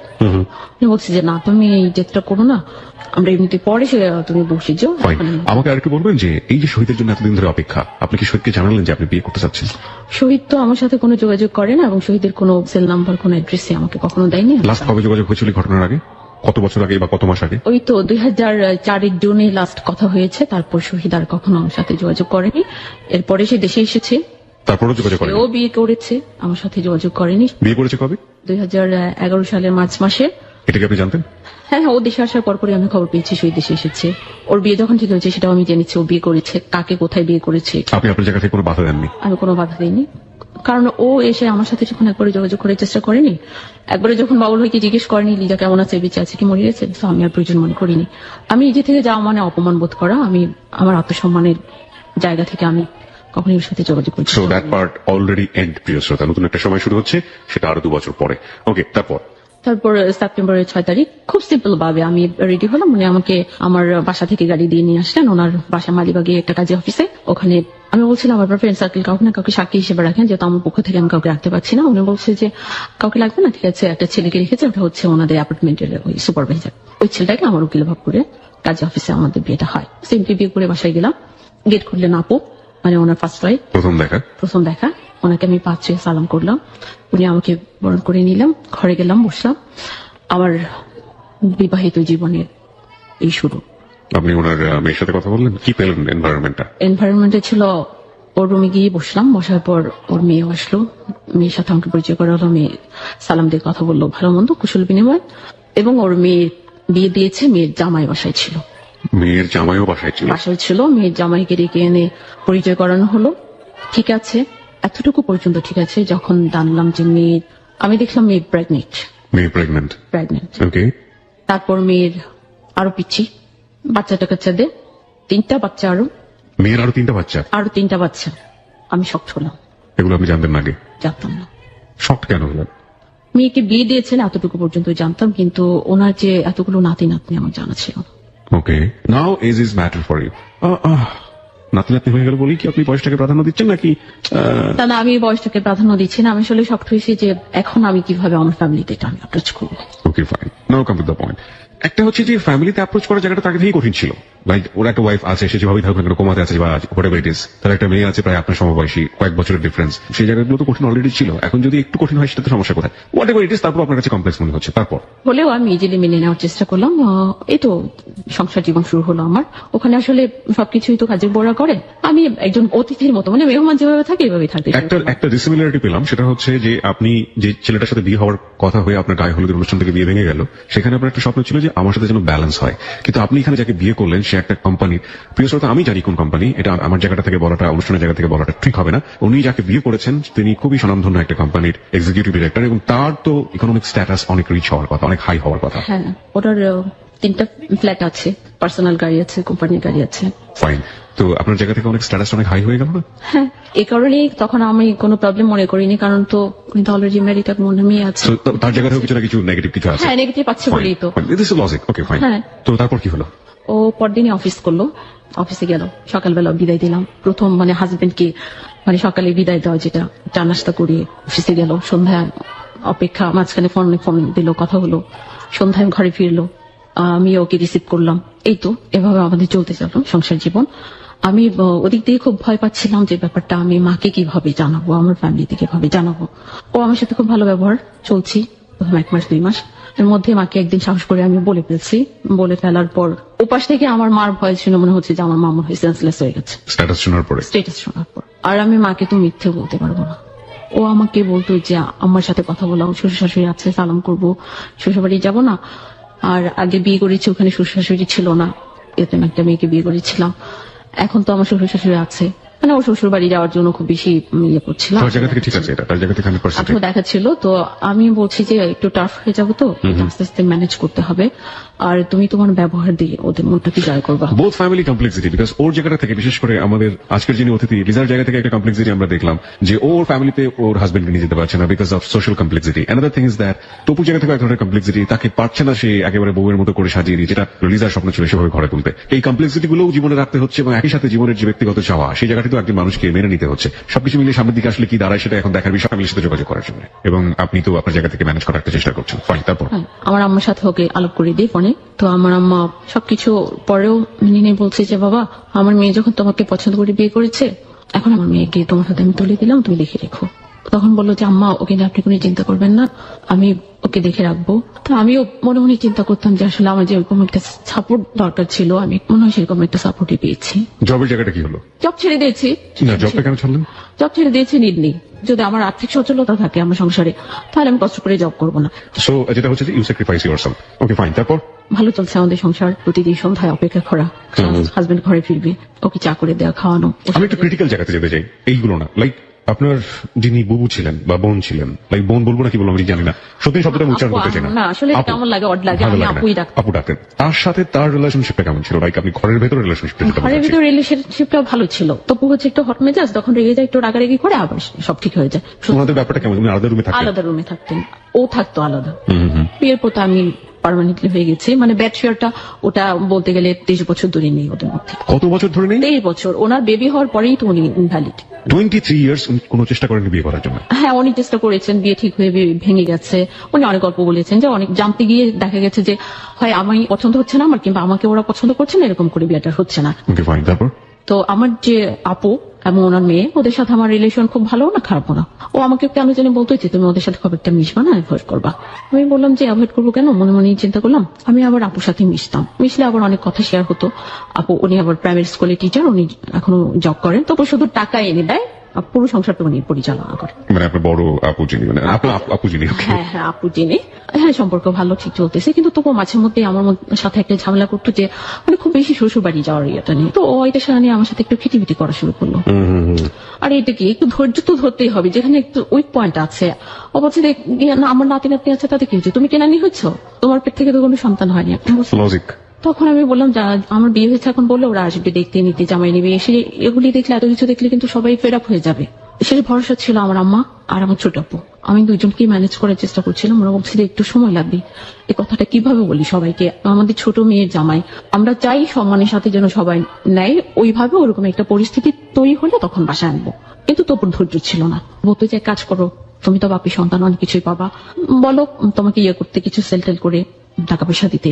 এটা সেটা বলছে, কেন আমি কেন বলবো, আমার নিট কি এখন তো তুমি আছো, আর ওটা তো আমার বাবা মারা যাওয়ার পর তো আমি অটোমেটিকলি পেয়ে যাবো। এসব নিয়ে কথা কাটা দিতে 2 মাস পূর্ণ হয়নি, ওর মধ্যে এক রাতে ওর সাথে আমার ঝগড়া হয়েছে। এমন ঝগড়া যে আমার গায়ে হাত তুলেছে, আমাকে থাপ্পড় মেরেছে, আমি ঘুরে পড়ে গেছি, তারপর সে আবার আমাকে লাঠি মেরেছে। আমি একদম ঠান্ডা হয়ে গেলাম। আমি কাকে বিয়ে করলাম কি যে না, আর এখন এটা কি দেখলাম। আপনার প্রপার্টি নিয়ে আমার সাথে এরকম আচরণ করলো? এই শ্বশুর বাড়ি যাওয়া নিয়ে, এবং তোমাকে কেউ কোনো কদর করে না নাকি, তুমি ফেল না নাকি, এসব জানতো। হ্যাঁ, এভরিথিং জানতো। আর আমার ফ্যামিলিতে যে আমাদের রিলেশনটা ভাই বোনদের মধ্যে একটু ডিস্টেন্স আছে, এটাও আস্তে আস্তে তাকে আমি বলছিলাম। বলার পরে সে আমার এই উইক পয়েন্ট গুলো নিয়ে কথা বলা শুরু করলো। আমি ওর আগের মাথায় মোবাইল আছাড় দিয়ে ভেঙে ফেললাম। যাই হোক, এটা মিটমাট হয়ে গেল। ও পরে আমাকে সরি বললো, মেনে নিল। এটা হচ্ছে অক্টোবরের কথা। ঈদ গেল, ঈদের দিন আমরা খুব ঘুরলাম, মজা করলাম, ভালোই। নভেম্বরের দিকে এসে ওর মধ্যে আমি কিছু চেঞ্জ পাচ্ছি। ও জবের ক্ষেত্রে একটু বলতেছে যে ওর জবটা চেঞ্জ করবে, অফিস থেকে এরা বিহেভ করে, এরকম একটু রাত করে বাসায় ফিরে। আর আমার কাছ থেকে কেমন জানি দূরে সরে যাচ্ছে। আগে যেমন ঘরে ঢুকে 2 হাত বাড়িয়ে আমাকে বুকে নিত, এখন সেটা আমি ওর কাছ থেকে পাই না। আর ও কিন্তু মানে হুটহাটি আমি বলতে আই লাভ ইউ জান। আর আমিও একবার বলেছি ওকে, একদিন বলেছি। আমি মনে করতাম আমাকে অনেক ভালোবাসে, বিশাল একটা আশ্রয় ছায়া, আমি তো সেভাবেই আছি। আমি অনেক চেঞ্জ হয়ে গেছে, আমার ঘুমের প্রবলেমটাও কমে আসছে, ফিজিক্যালি আমি অনেকটা স্ট্রং, ভালো ফিল করছি। নভেম্বরে যে ওর চেঞ্জটা, একদিন রাতে সে আসেনি, 19 তারিখটা 10:30 বেজে গেছে। আমি ফোন দিলাম, কি ব্যাপার তুমি এখনো বাসায় আসোনি, গাড়ি অনেক আগে চলে আসছে, ড্রাইভার চলে আসছে। বলছে আজকে তো আমি বাসায় আসবো না। তুই ফোন দিতে তুমি আমাকে সেটা জানাওনি। বললে যে আমি ফোন দিতাম, তো এখন তুমি দিয়ে বলছো আজকে আসবো না, কোথায় থাকবা, ধানমন্ডি দেয় চাচার বাসায়, কেন কি দরকার? বলে এমনিতেই থাকে না, পুরুষ মানুষরা কত কিছু করে, বাইরে থাকে, হোটেলে থাকে। বলছি এগুলি কোন ধরনের কথা, এটা কেন তুমি বাইরে থাকবো, হোটেলে থাকবা, প্রয়োজনটা কি? বলছে থাকি না, তুমিও রেস্টে থাকো। রেস্টে কি দরকার আছে? বলছে থাকো, আর সেন্ট্রেট করো না, ফোন রেখে দিছে। সে রাতটা আমি তো আর ঘুমোতে পারলাম না। সকালবেলা 8:30টার মধ্যে সে আসছে। ও আসছে দেখে উঠে আমি তাড়াতাড়ি গেলাম, কিচেনে ঢুকলাম, চা রুটি নাস্তা দিলাম। ও দেখি একটু দিতে দেরি হচ্ছে, এর জন্য চেঁচামেচি করছে। চা নাস্তা করে এই ফার্স্ট সে বেরিয়ে গেল, যা আমার সাথে কোনো কথা না বলে, এবং প্রতিদিন যাওয়ার আগে আমাকে কপালে চুমু খেয়ে আদর করে রেখে দিত। এই ফার্স্ট সে কাজটা করেনি, রাগারাগি করে সকালবেলা অফিসে গেছে। আমি ভাবতে শুরু করলাম কি হলো, আমার ফল্ট কোথায়, খুঁজে পেলাম না। কিন্তু এটা নিয়ে আমি কোনো ঝামেলা পাকাতে চাইনি। এর আগে আমি একদিন ফলো করি, আমরা বসে আছি টিভি দেখছি, ও ফোনে এসএমএস লিখে, শুধু এসএমএস লিখে, ওর আসে আবার রিপ্লাই দেয়।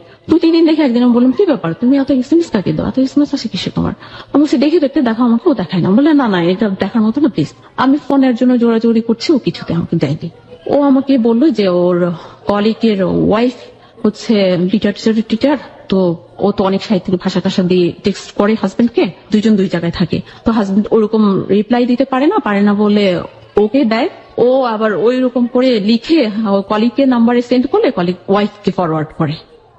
তুমি তোমার কলিগের ওয়াইফের জন্য এইভাবে এইসব করবা কেন? বলছে আসলে মেয়েটা তো রংপুরে থাকে, ও ঢাকায় থাকে, ও যেতেও পারে না, সময় দিতে পারে না, তো মেয়েটা একটু কষ্ট পায়, ও ভয় পায় যদি ওকে আবার ছেড়ে চলে যায়, অনেক বড় লোকের মেয়ে বিয়ে করছে, তো আমি সংসারটা টিকানোর জন্য একটু হেল্প করছি। বলছে এটা কোনো কথা হলো, তুমি আমাকে সময় না দিয়ে কলিগের সংসার টিকানোর জন্য সময় দিচ্ছ। একটু রাগারাগি হলো, পরে দেখলাম 2 দিন অফ, 2 দিন রাতের এসএমএস দেয় না। তারপরে আমাকে একদিন বলছে ডিসেম্বরে, বলতেছে যে কাজ করো, তুমি তোমাদের বাসা থেকে কিছুদিন বেরিয়ে আসো। আমি চিন্তা করলাম ও আমার সাথে খিটিমিটি করছে, তো কেমন জানি ডিস্টেন্স তৈরি হয়ে যাচ্ছে, আচ্ছা আমি যাই, ঘুরে আসি, হয়তো পরে আমার অভাব ফিল করলে ও নিজে থেকে আবার নিয়ে আসবে। তারপর গেলাম, দিয়ে ফোন দিয়ে নামিয়ে দিয়ে ও চলে আসলো। আমাদের বাসায় যায় না, আমাকে মানে আমাদের বাসা থেকে দূরে নামিয়ে দিয়ে আমি রিক্সায় চলে যাই। আপনার বাসার কাছাকাছি কি ও রিটার্ন চলে আসলো? হ্যাঁ, ওকে আমি ঢুকে আপনার বাসার লোকজন জানতো যে জামাই পৌঁছে দিয়ে যাচ্ছে এরকম কোন ব্যাপার স্যাপার? হ্যাঁ, আমার আম্মা জানতো, আপু জানতো, কিন্তু তখন নেওয়ার সিচুয়েশন তৈরি হয়নি। ওরা সিরিয়াসলি ব্যাপারটা নিচ্ছিল যে জানুয়ারির মধ্যে ওকে বাসায় নেওয়া হবে। একটু অ্যারেঞ্জমেন্ট করার চেষ্টা ওরা করছিল, সবাইকে Okay, জানি। fine. আমি বাসায় ঢুকলাম, পরে আমাকে ফোন দিল, ফোন দিয়ে বললো যে খেতে এসে ইয়ে করে আছে, ঠিক আছে। সন্ধ্যার পর আবার আমি ফোন দিলাম, ফোনে কথা বললো যে এক কাজ করো, মাকে বলো তোমার টাকা লাগবে, তুমি অসুস্থ, বউ 1 crore কিছু সেল করে 1 কোটি টাকা তোমাকে ম্যানেজ করে দিতে, অথবা 50 লাখ। বলছি কেন, আর আমার কি এমন কঠিন অসুখ যে আমার এত টাকা লাগবে? বলছে যে না, এটা বলো।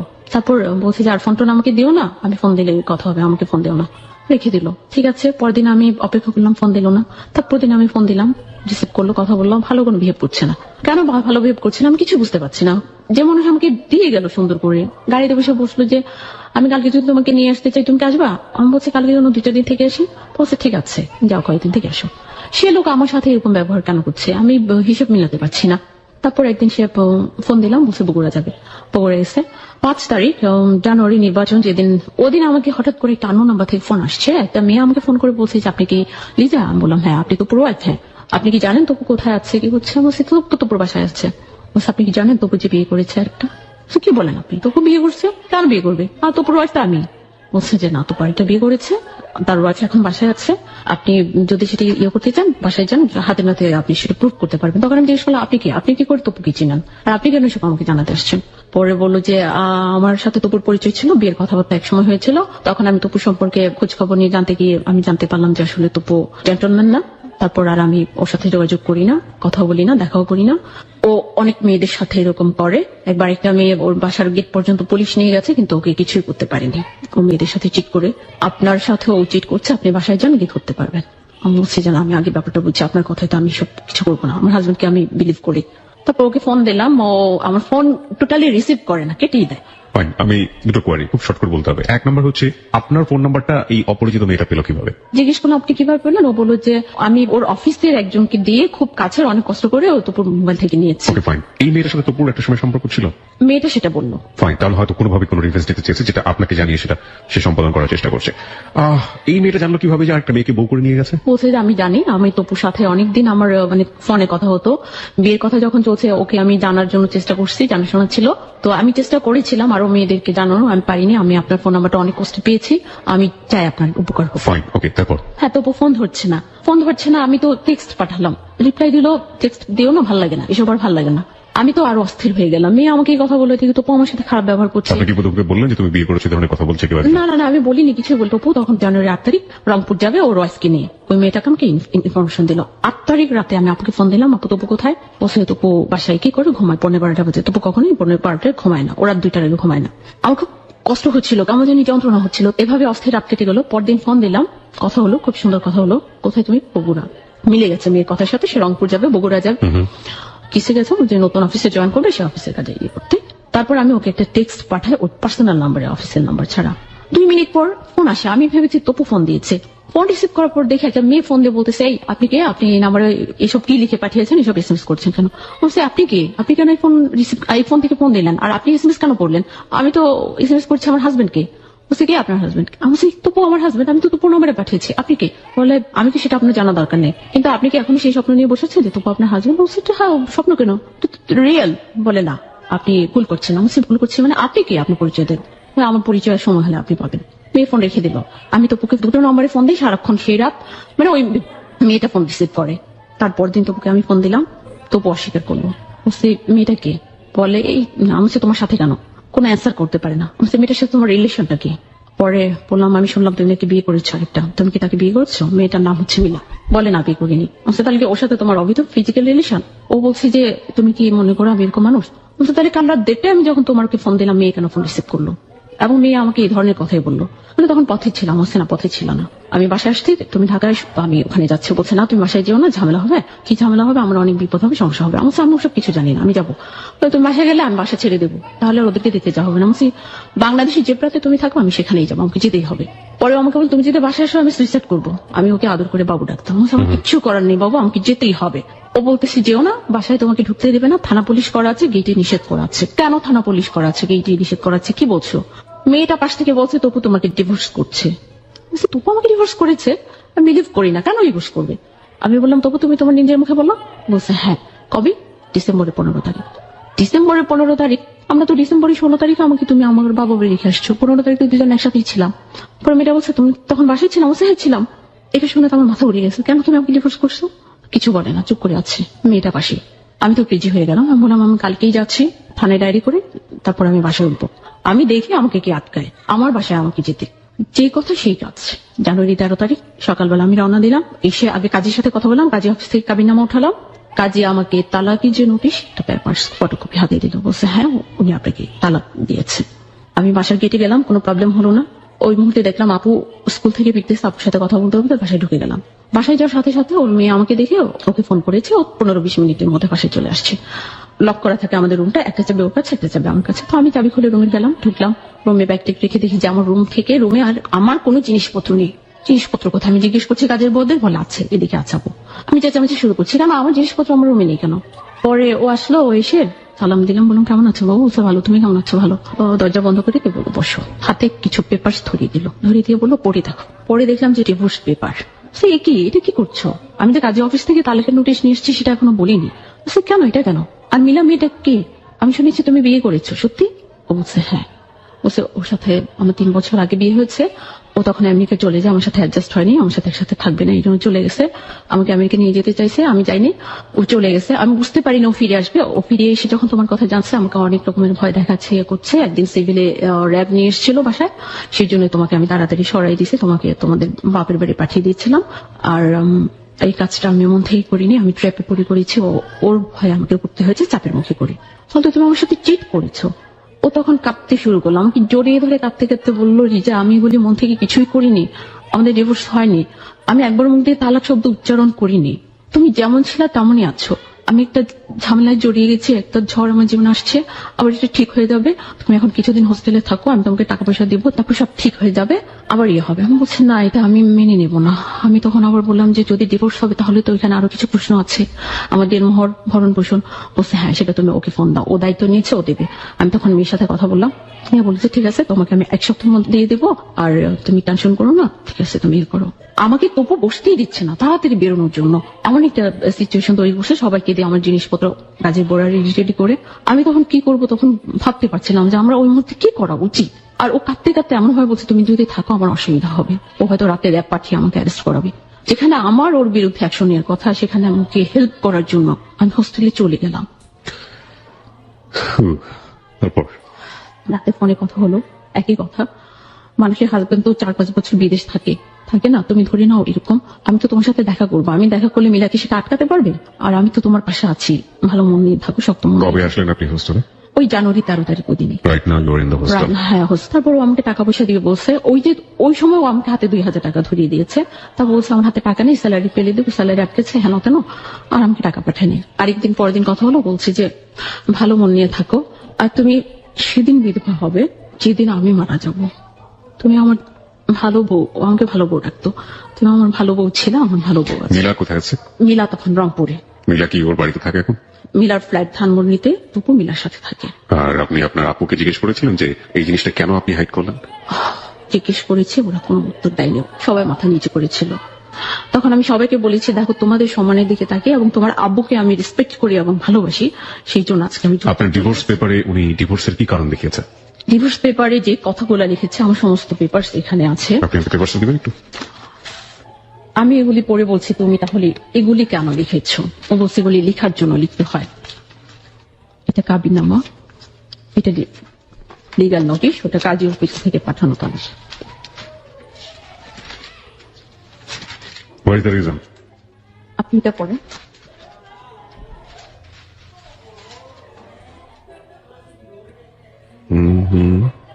বনিবনা না হওয়া, শারীরিকভাবে অসুস্থ আপনাকে বলা হয়েছে, প্রতি 15 দিন পর পর শরীরে রক্ত নিতে হয়, 48-49 ঘন্টার আগে ঘুম থেকে উঠতে পারে না, সাংসারিক কোনো কাজকর্ম করতে পারে না, স্বামীর সাথে সহবাস করতে পারে না, স্বামী স্ত্রী মিলনও বংশবৃদ্ধিতে অক্ষম ইত্যাদি। নাও আপনি আমাকে একটু বলেন তো, এই যে কজগুলো দেখালো, এগুলোর কোনো ডাক্তারি সার্টিফিকেট সে দেখাতে পেরেছে? না, কোনো ডাক্তারি সার্টিফিকেট নেই। ইভেন আমি বলছি যে আমি চ্যালেঞ্জে যাবো, কেন তুমি আমাকে ফিজিক্যালি আনফিট বললা? না না, ফাইন, আমি বলি আপনাকে, সেটা হচ্ছে যে এই জিনিসগুলো যখন সে কোন একটা অর্গানাইজেশনের প্রেক্ষাপটে করবে, লাইক এটা তো একটা গভর্নমেন্ট ইনস্টিটিউশন, সো গভর্নমেন্ট ইনস্টিটিউশনে তাকে অবশ্যই এগুলো প্রুফ দেখাতে হবে, লাইক ডাক্তারি সার্টিফিকেট দেখাতে হবে, এগুলো বাকিগুলো দেখাতে হবে। এগুলো সে কোথা থেকে ম্যানেজ করেছিল, বা ম্যানেজ করেছিল কিনা, নাকি ঘুষ দিয়ে করেছে? কোনো কিছুই তো দেয়নি, ওরকম কোনো সার্টিফিকেট নেই। আপনাকে যেখান থেকে এটা দেওয়া হয়েছিল সেখানে যোগাযোগ করেছেন? হ্যাঁ, ওনারা কি বলেছে আপনাকে? কাজী বলছে যে উনি নিজে মুখে এসে বলছে, আরো অনেক কথা বলছে যেগুলো কোনোদিন সত্য হলেও কোনো হাজবেন্ড ওয়াইফের বিরুদ্ধে বলে না। ফাইন, এটা তো উনি ওনার জায়গা থেকে বলেছে, কিন্তু কাজী কেন এই জিনিসগুলোকে নিয়ে একটা জিনিস করে ফেলবে? কারণ কাজীর কাছে তো এগুলো ডকুমেন্টস থাকতে হবে। দেখুন, আপনাকে বলছে যে আপনি শারীরিকভাবে অসুস্থ, এটা তো ডকুমেন্টস ডাক্তারের কাছ থেকে নিতে হবে, বা বাকি আপনি প্লিজ একটু নিজেকে কন্ট্রোলে রাখুন। একটা যেটা হচ্ছে যে এই যে ঘুম থেকে উঠতে পারেন না, সেটা ঠিক আছে, উনি এগুলো প্রত্যেকটা ডাক্তারি সার্টিফিকেট দরকার ছিল। ডাক্তারি সার্টিফিকেট ছাড়া তো এটা হওয়ার কোনো লজিকই নেই। আমার রক্ত নিতে হয় 3 মাস অন্তর, এটা সে বিয়ের আগে জানতো। সে এখানে লিখেছে 15 দিন অন্তর। আপনার কাবিন নামে কি কথাটা উল্লেখ ছিল যে আপনার শরীরে এই জিনিস? না, কাবির নামে উল্লেখ ছিল না। আমি উকিলের সাথে যোগাযোগ করলাম, সবকিছু খুলে বললাম। উকিল বলছে এটা আপনার সাথে অন্যায় করেছে। ঠিক আছে, এখনো আমার সাথে কোনো যোগাযোগ করে না, টাকা পয়সা খরচ কিছু দিচ্ছে না। আমি হোস্টেলে কিভাবে চলবো? বাধ্য হয়ে আমি আমার বিয়ের একটা রিং সেল করে দিয়েছি। সেটা দিয়ে আমার গত মাস চলে গেছে, কিন্তু এই মাস আমি কিভাবে চলবো আমি জানি না। আপনার ফ্যামিলি জানে? আমার ফ্যামিলি ব্যাপারটা জেনেছি যখন বাই পোস্টে পেপারস গুলো পাঠিয়েছি, চেয়ারম্যানের হাতে পড়েছে, আমার বাসায় আমার ভাইয়ের হাতে পড়েছে, ওরা খুলে পড়েছে। তারপর আমি ফোন দিয়ে জিজ্ঞেস করেছি কি এবং কেন হলো। তুমি নিজেই যখন একটা কাজ করলা সেটা কেন টিকাতে পারলা না? তাহলে এরকম সিদ্ধান্ত কেন নিতে গেলে? আর এখন আমাদের যে ফ্যামিলির যে মান সম্মানটা নষ্ট হয়েছে, সেটা তুমি কিভাবে ফিরিয়ে আনতে? আপনার ভাইয়ের জায়গায় আমার কিছু বলার আছে। প্রথম কথা হচ্ছে, জায়গা থেকে আমার কিছু বলার, ব্যক্তিগত জায়গা থেকে, যদি এই কোশ্চেনটা আমাকে সে করতো, আমি তাকে একটা উচিত জবাব দিয়ে দিতাম। উচিত জবাবটা হচ্ছে যে এটা এক ধরনের বেয়াদবি করা। বেয়াদবি দুটো জায়গা থেকে। নাম্বার 1 বেয়াদবি হচ্ছে যে সংসারের স্ট্যাটাস বা ফ্যামিলির স্ট্যাটাস টেকানোর জন্য তার নিজের বোন, তার যে একটা প্রবলেম হচ্ছে, সে একটা ছেলেকে বিয়ে করেছে, সেই ছেলেটি আসতে চাইছে তাদের সংসারে, সেই জায়গাটা বারবার বাধাপ্রাপ্ত করা, এই ভাওতামি স্ট্যাটাসের কোনো প্রয়োজন নাই। প্রথম কথা হচ্ছে এটা এক। 2 নাম্বার হচ্ছে, একটা ফ্যামিলির সাথে যদি বন্ডেজটা তৈরি হতো, আপনাদের এত স্ট্রংগেস্ট একটা ফ্যামিলি, সেখান থেকে যদি একটা বন্ডেজ তৈরি হতো, তাহলে এই ধরনের ঘটনা ঘটার ক্ষেত্রে এই ছেলেটি অন্তত 10 বার চিন্তা করতো, কারণ ওর পাশে একটা ফ্যামিলি ব্যাকআপ আছে। সেখানে ভাই দাঁড়িয়ে এত বড় বড় কথা বলার কোনো লজিক নেই। হ্যাঁ, আপনি এখন কিভাবে চলছেন? আপনার ইকোনমিক স্ট্যাটাসটা কি এখন? এই মুহূর্তে হয়তো বললাম না, গত মাসে আমার রিং সেল করে চলেছি, কিন্তু এই মাসের হোস্টেল চার্জ তো আমার বাকি পড়ে গেছে। কিভাবে চলবো আমি জানি না। আমি ওদের সাথে দেনমোহর, ওরা আমাকে কথা দিয়েছিল 1 সপ্তাহের মধ্যে দিবে। দায়িত্ব নিয়েছে মিলা, যে তার সেকেন্ড ওয়াইফ বলে দাবি করে, যেটা হাইড করে আমাকে সে বিয়ে করেছে, আমার সাথে চিট করেছে। আপনি কোনো লিগ্যাল অ্যাকশন গেছেন? আমি কোনো লিগ্যাল অ্যাকশনে এখনো যাইনি। আমি চেয়েছিলাম ওর বিরুদ্ধে আমি কোনো বাড়াবাড়ি করবো না, কারণ ওকে আমি ভালোবেসেছি, এখনো বাসি। বলছে আমার দেনমোহর এবং ভরণ-পোষণের টাকা দিয়ে দিবে 1 সপ্তাহের মধ্যে। 1 সপ্তাহ হয়নি, ফেব্রুয়ারি ফার্স্ট উইকে দিবে। ফার্স্ট উইকে হয়নি, এখন কজ দেখাচ্ছে। মেয়ে বলছে যে টাকা তোমাকে আমি দিয়ে দেবো, কিন্তু তোমার বাবা মা এবং এলাকার চেয়ারম্যানকে রাখতে হবে, এই 3 জনকে না রাখলে টাকা দিবে না। তখন আমি বললাম যে দেখো, টাকা তো আমি নিবো, আর সেটা তো আমি করবো, কেন তোমরা তাদেরকে চাচ্ছ? আমার ফ্যামিলি তো এখন আমাকে ফ্যামিলি মেনেই নিচ্ছে না। আমার যেটুকু আশ্রয় ছিল, তবু আমাকে ডিভোর্স করে সে আশ্রয়টা শেষ করে দিয়েছে। ও আমাকে হাতে হাতে পেপারস গুলি দিয়েছিল, এটা আমি যেভাবে ম্যানেজ করতে পারতাম। আর যখন ওদের হাতে বাই পোস্টে গিয়ে পড়েছে, এখন তো ফ্যামিলিতে প্রায় সবাই জেনে গেছে। আমার এলাকার চেয়ারম্যান, আমার চাচা, উনি জেনে গেছেন। এখন আমি আমার ফ্যামিলিতে হয়ে গেছি, এলাকায় হয়ে গেছি। আমি আর ওই এলাকায় পা রাখতে পারবো না। ওকে বলে দিস, আর কোনোদিন তুমি এখানে এই ফ্যামিলিতে ঢুকবা তো দূরে থাকে, এই এলাকায় পা রাখার চিন্তা করবা না। Because of your family status, right? I family status. তারপরেও এখন তবুও আমার ফোন রিসিভ করেন। আমি ফোন দিলে মিলাকে দিয়ে ফোন ধরাই, টেক্সট দিলে মিলাকে দিয়ে রিপ্লাই দেওয়ায়। আমি বলছি যে দেখো, তোমরা যদি ভালো ভালো না তো, তাহলে আমি আইনি অ্যাকশনে যেতে বাধ্য হবো, কারণ এটা আমার অধিকার। আমাকে ডিভোর্স করেছো, তোকে বললাম ইটস ওকে। এত কিছু লেখার কি দরকার ছিল? কেন আমাকে এত মিথ্যা অপবাদ দিয়েছো? আমি তো চ্যালেঞ্জে যাবো। No, fine, it's not okay. প্রথম কথা হচ্ছে, আপনি কিছু সংসার করবেন না, ইটস নট ওকে। আপনি আপনার জায়গা থেকে যদি লিগ্যাল অ্যাকশনে যেতে চান, তাহলে আপনাকে আপনার অধিকার বুঝে নিতে হবে। এক, আপনি লিগ্যাল অ্যাকশনে যাননি এখন পর্যন্ত, একটা চরম বোকামি আমার জায়গা থেকে আমি মনে করি। Don't be emotional fool. হ্যাঁ, নাম্বার 1 থিং, দেখুন, যে ছেলেটি নিজেকে সেভ করার জন্য আপনাকে এত বড় একটা বিপদের মুখে ঠেলে দিতে পারে, হ্যাঁ, তার দিকে চিন্তা করে আপনি নিজেকে আপনি চিন্তা করতে পারেন বাংলাদেশের মতো এরকম একটা সমাজে মেয়েরা কি পরিমাণ ইনসিকিউর থাকে। আপনি আজকে ফার্মের একটা হোস্টেলে আছেন, আপনার কোনো ভরণ পোষণ নেই, কিছু নেই, আপনি বাধ্য হবেন কিছুদিন পরে অন্যায় পথে যাওয়ার জন্য, এবং আপনি নিজেকে একটু কন্ট্রোল করুন প্লিজ। আমার মনে হয় ভেঙে ফেললে হবে না। এখানে বলি কি ভাই, ইভেন সে এই ধরনের টেক্সট যদি আপনার ফোনে আপনি দেখেন, এখন আছে, আমাকে বলে যে ঠিক আছে আমি টাকা দিয়েছি না, চলতে কষ্ট হচ্ছে, দেখো ব্যবসা করে চলো। 2-3 দিন আগে আমার মাকে ফোন দিয়ে পুলিশ এসে বলছে যে আপনার মেয়ে যে ঢাকায় থাকে কিভাবে চলে কি করে জানেন? আমার মা জিজ্ঞেস করছে কি করে, বলছে হোটেলে থেকে তো ব্যবসা করে, এগুলো যদি পত্রিকায় ছবি দিয়ে দেয় আপনাদের কি সম্মান বাড়বে? আর আপনার বুড়ো হাজবেন্ডকে যদি পুলিশ দিয়ে অ্যারেস্ট করে নিয়ে এসে আপনাদের ফ্যামিলি কি সম্মান বাড়বে? আপনি একটু আমার কথা শুনবেন মনোযোগ দিয়ে প্লিজ। আপনি রং অ্যাঙ্গেলে হাঁটছেন। আমি চাচ্ছিলাম না কোনো আইনি ঝামেলায় যাই, তো পরে এই কথাগুলো আজকে আমি জীবনের গল্পেও আসতাম না যদি ওরা আমাকে যে কথাটা দিয়েছিল ভালো ভালো দিয়ে দিবে, যদি দিয়ে দিত আমার টাকা পয়সা, আমি আমার জীবনের একটা অ্যাক্সিডেন্ট এবং ভাগ্য, তো আমার ভাগ্যে এটাই লেখা ছিল। আমার স্বামী ভাগ্য ভালো না, আমার যে স্বপ্ন ছিল যে আমি সংসার করব, আমার বেবি হবে, স্বামী সংসার, এসব হয়তো আমার কপালে নাই। এটা চিন্তা করে আমি হয়তো নিজেকে মানিয়ে নেওয়ার চেষ্টা করতাম। আপনি টাকাটাকে বড় করে দেখে কি আপনি জীবনের গল্পে এসেছেন? না, টাকাটাকে বড় করে আমি দেখিনি। আমি তোকে লাভ করি বলেই কোন আইনি অ্যাকশনে যেতে চাইনি, কারণ আমি জানি আইনি অ্যাকশনে গেলে তো এটা জানাজানি হয়ে যাবে। আপনার তো সবকিছু শেষ করে দিয়েছে, তারপর আপনি ওকে লাভ কেন করতে যাবেন? কারণ সে আমার হাজবেন্ড ছিল, এখন আমি ডিভোর্স থেকে মেনে নিই না, আমি গ্রহণ করতে পারি না। আমি জানি যে বাঙালি নারীদের এই যে সফট কর্নার, এটা অনেক সম্মানের, এটা অনেক ভালো লাগার, কিন্তু কথা হচ্ছে যে এটা কতদিন থাকবে? যখন আপনি বাস্তবের মুখোমুখি হবেন, চরম রূঢ় বাস্তবের মুখোমুখি, এখন তো হননি, আরো কিছুদিন পরে হয়তো হবেন, এবং আপনার শরীরের এই অসুখ, আপনার এডুকেশনাল স্ট্যাটাস, আপনার no career, you don't have any money, দুনিয়ার সমস্ত রিয়েলিটি একটু পরপর আপনার সামনে আসতে থাকবে এবং আপনি অনেক বেশি ফেড আপ হয়ে যাবেন। আপনার বাবার অনেক প্রপার্টি আছে, তারপরে আপনার কোনো ব্যাকআপ নেই, you have lot of brother and sister, they don't have any support for you. সবকিছু মিলিয়ে আপনি এখন যে জায়গাটায় দাঁড়িয়ে আছেন, সেখান থেকে এই যে হাজবেন্ডের প্রতি এই ধরনের দায়িত্ববোধ, ভালো লাগার প্রতি এই ধরনের দায়িত্ববোধ, কিংবা ওই খুব অবাক ভাবে তাকিয়ে থাকা কবে আপনি দিনমোহরের 1 লাখ টাকা পাবেন। আমি অবাক হয়ে গেছি এরকম একটা মানুষ আপনাকে বিয়ে করেছে মাত্র 1 লাখ টাকা দিনমোহর দিয়ে। এইগুলো যে 3 লাখ 3 লাখ টাকা 3 লাখ টাকা খুব বেশি টাকা না। 4 লাখ টাকা থেকে 1 লাখ ওষুধ, আর 3 লাখ টাকা যেটা এখন আমি পাও না। আচ্ছা, তো আপনি হয়তো 3 লাখ টাকাকে পুঁজি করে একটু বাঁচার স্বপ্ন দেখছেন, এগুলোই তো ফ্যাক্ট। আমি জানি অনেক কমপ্লেক্সিটি আপনাকে ফেস করতে হবে, কিন্তু এটা আমরা বলতে পারি সরকার এবং সরকারি সহায়তায় বাংলাদেশের নারীর অধিকার রক্ষা করার জন্য বিভিন্ন অর্গানাইজেশন থেকে শুরু করে আইনি যে ব্যাপারগুলো আছে সেগুলো অনেক শক্তিশালী। হ্যাঁ, হতে পারে আপনার পেছনে কোনো ব্যাকআপ নেই, আমরা বলতে পারি যে আপনি দরকার হলে নারীর যে সংস্থাগুলো আছে সেগুলোর সাথে যোগাযোগ করুন। আমি গিয়েছিলাম, আমি আসলে আশানুরূপ সাহায্য পাইনি। সব জায়গায় দেখি যে টাকা পয়সা কম হলেও বেশি হলে লাগবে, আর ওরা জানে যে আমার হাতে কোনো টাকা নেই। সো আমাকে বলে যে উকিল তোমার চেহারা দেখে কাজ করবে না, তার জন্য টাকা লাগবে যেটা তোমার নেই। আর তুমি বাড়াবাড়ি করতে গেলে মিলা আমাকে সব কথা বলে যে তোমাকে ফু দিয়ে উড়িয়ে দিব, আমাকে মাইনাস করে দিবে পৃথিবী থেকে, এ ধরনের হুমকি দিচ্ছে। আরো নোংরা কথা বলে যে আমাকে লোক দিয়ে গণধর্ষণ করাবে। বলছি কেন এসব করছে, আমার অন্যায়টা কি? অন্যায় করলে তপু করেছে, তুমি তপুকে শাস্তি না দিয়ে আমাকে কেন দিচ্ছ? সে বলছে যে সেটা পরে দেবো, কিন্তু আমার বিরুদ্ধে ও মাঠে খেলতে নেমেছে। ওর বাবা নাকি মেজর, দুলাভাই ম্যাজিস্ট্রেট, ওদের পাওয়ার দেখাচ্ছে, টাকা এবং ক্ষমতা সবকিছুই পাওয়ার দেখিয়ে আমার সাথে ব্যবহার করছে। এখন তপুর সাথে আমি কোনোভাবে কন্ট্যাক্ট করতে পারি না, আমি ফোন দিলে তপু ফোন রিসিভ করে না, আমার সাথে কথা বলে না। আর এখন আরো একটা মেয়ে আমাকে ফোন দিয়ে বলে স্টিল নাও তপু ওই মেয়ের সাথে 5 বছর আগে রিলেশন ছিল, এই মেয়ের সাথে এখন ফোনে কথা বলে। আমাকে যে রিসেন্টলি ডিভোর্স করলো আর মিলা ওর লাইফে আছে, এগুলো এখন হাইড করে এখন সে তার ফোন প্রেমালাপ চালিয়ে যাচ্ছে মিলার অপজোরে। সেই রেকর্ড মেয়েটা আমাকে ফোনে বানিয়ে শুনিয়েছে। আমি ঠান্ডা হয়ে গেছি। যে মেয়েটা আপনার সাথে এতটা কথা বললো বা এতটা থ্রেট করলো বা করে যাচ্ছে, রাবের ভয় দেখাচ্ছে, এ করছে, ওই মেয়েটা কি সে বিয়ে করেছে? মিলা দাবি করছে মিলা তো পড়ছে, আমি ওদের কাবিনামা দেখতে চেয়েছি, ওরা আমাকে দেখায়নি, শুধু বলছে যে মিলা বলছে যে তুমি কি মনে করো যে আমি তোমার মতো বোকা আর এত কাঁচা কাজ আমি করবো? ফাইন, রাইট নাও আপনি আমাকে বলেন আপনার প্ল্যানটা কি? আমি এখন কি করবো, আমি দিশেহারা, সিদ্ধান্ত নিতে পারছি না। এখন এই মুহূর্তে আমার কাছে এই 3 লাখ টাকা আর আমি 3 মাসের ভরণ পোষণ আরো 50,000 করে 1.5 লাখ, মানে টোটাল 4.5 লাখ টাকা দাবি করেছি।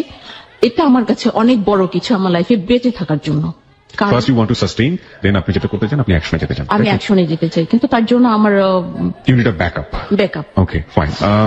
প্রিয় শ্রোতা, ও যে কথাগুলো বললো এখানে, সেই জায়গাটা থেকে আমরা কিছু অ্যাঙ্গেল ট্রাই করবো রাইট নাও, যেটা এই গল্পের বিভিন্ন জায়গা থেকে সেটা সম্ভব। আমরা জানতে চাইবো যে এই ধরনের অ্যাঙ্গেল থেকে একটা মেয়ের জন্য কি করণীয় আছে, সেই ইকোনমিক ব্যাকআপটা কি হতে পারে। 1, 2 নম্বর যেটা, সেটা হচ্ছে যে ও যার এগেইনস্টে এই কমপ্লেন গুলো করেছে তার পরিচয় আপনারা জানেন না, আমরা পরিচয়টা হাই করি, তার সঙ্গে সরাসরি কথা বলার চেষ্টা করবো, এবং এই যে চেষ্টার ব্যাপারটি সেটা পুরো সপ্তাহ জুড়ে চলেছে। এই মুহূর্তে শাকিল সেই বিষয়গুলো এখানে উপস্থাপন করবে।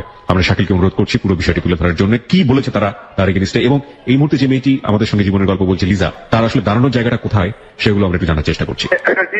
in terms of her mentality and physically, তাকে দেখতে মনে হবে যে apparently she is okay, but সে হাইড করেছে। এর আগেও 2 times she got married and বাসের ঘর থেকে তার 2টা হাজবেন্ড পালাইছে আগে। যেহেতু আমার যতটা না অবস্থা তার চেয়ে সে বেশি মনে করে, so that one kind of blackmailing এ সে ব্যস্ত আমাকে নিয়ে।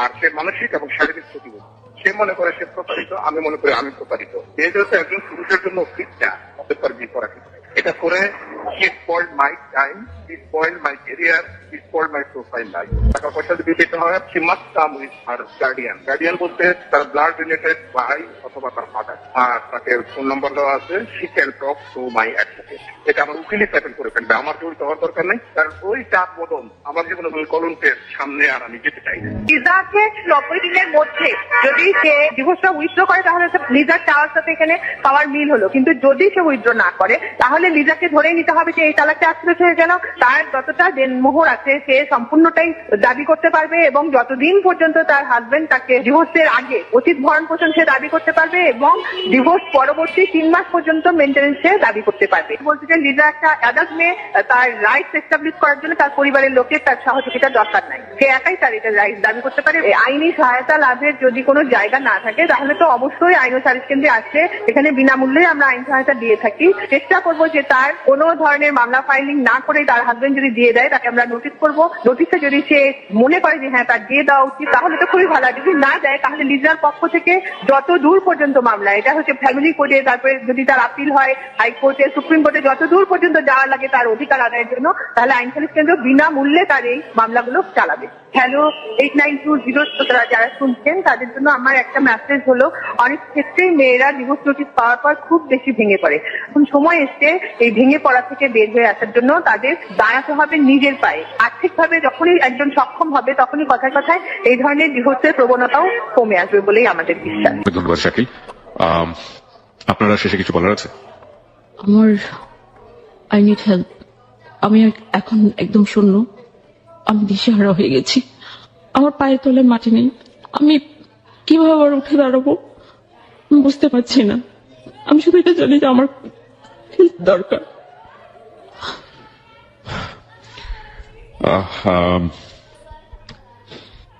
কি বলবো, আসলে কিছু বলার নেই। এবং আমি জব সার্চ করছি, কিন্তু যতক্ষণ না হচ্ছে ততক্ষণ আমি কিভাবে চলবে সেটাও আমি জানি না। আপনার এই মুহূর্তে একটা জব দরকার, যে কোনো ভাবেই হোক, এক। আর 2 নম্বর হচ্ছে আপনার একটা আইনি সংস্থার যিনি আপনাকে বিনা অর্থে সাহায্য করতে পারেন, ইনিশিয়াল স্টেজে সেরকম একজন মানুষ দরকার। হ্যাঁ, এখন হচ্ছে যে আমি শুধু আমার দেনমোহর রাখর পোষের টাকাই আদায় করতে চাই না, যেহেতু আমাকে এত হ্যারাসমেন্ট করা হয়েছে, আমাকে যখন এত কষ্টই দিচ্ছে, এখন আমি আমার হাজবেন্ড যে ছিল তপুরকে শাস্তিও দিতে চাই। আমার সাথে সে কেন প্রতারণা করলো, আমাকে কেন ঠকালো, ওর আগে একটা ওয়াইফ আছে এটা না জানিয়ে কেন আমাকে বিয়ে করলো। ওকে প্রিয় শ্রোতা, আপনারা পুরো কেসটা এখানে শুনেছেন। আমরা যেটা করতে পারি, আমরা পুরো জিনিসটা উপস্থাপন করেছি এখানে। আমি বিশ্বাস করি যে এখানে অসংখ্য লয়ার যারা আছেন তারা শুনেছেন, এবং একই সাথে আমিও এটা বিলিভ করি যে এই যে মেয়েটি এখানে এসছে, যার ইকোনমিক স্ট্যাটাসটি আপনারা জানেন এবং যার এডুকেশনাল স্ট্যাটাসটা আপনারা শুনেছেন, ও ভালো স্টুডেন্ট ছিল না সেটা বলবো না আমি, বরং ওর জীবনের যে প্যারাডাইম সেখানে অনেক ধরনের ব্যাপার আছে, কিন্তু ও একটা নিজেকে উপস্থাপন করার মতো, একটা ভালো অর্গানাইজেশনে কাজ করার মতো যোগ্য। সবকিছু মিলিয়ে ও হচ্ছে আমাদের বোন, এবং আমি মনে করি ওর পৃথিবীতে সুন্দরভাবে বেঁচে থাকার অধিকার আছে। আমি আজকে যে কাজটি করতে পারি বা আমার টিম যে কাজটি করতে পারে সেই কাজটা আমি করে ফেলেছি। সেটা হলো ওকে এই লাখো মানুষের সামনে উপস্থাপন করা। এটা আমার দায়িত্ব ছিল হ্যালো 8920 প্রেক্ষাপট থেকে, এটা এবিসি রেডিওর দায়িত্ব ছিল। এবিসি রেডিও সেই কাজটি করেছে, এবারের দায়িত্ব হচ্ছে আপনাদের। যারা আপনারা এতক্ষণ ধরে শুনেছেন, লাখ লাখ মানুষ, তাদের মধ্যে থেকে কেউ যদি মনে করেন যে ওর পাশে দাঁড়ানোর মতো আপনি, এবং ওকে আপনি আপনার জায়গা থেকে যতটুকু সম্ভব হেল্প করতে চান, নাও ইটস ইওর টার্ন। আমরা দেখতে চাই কে ওর থেকে হাত বাড়িয়ে দেন।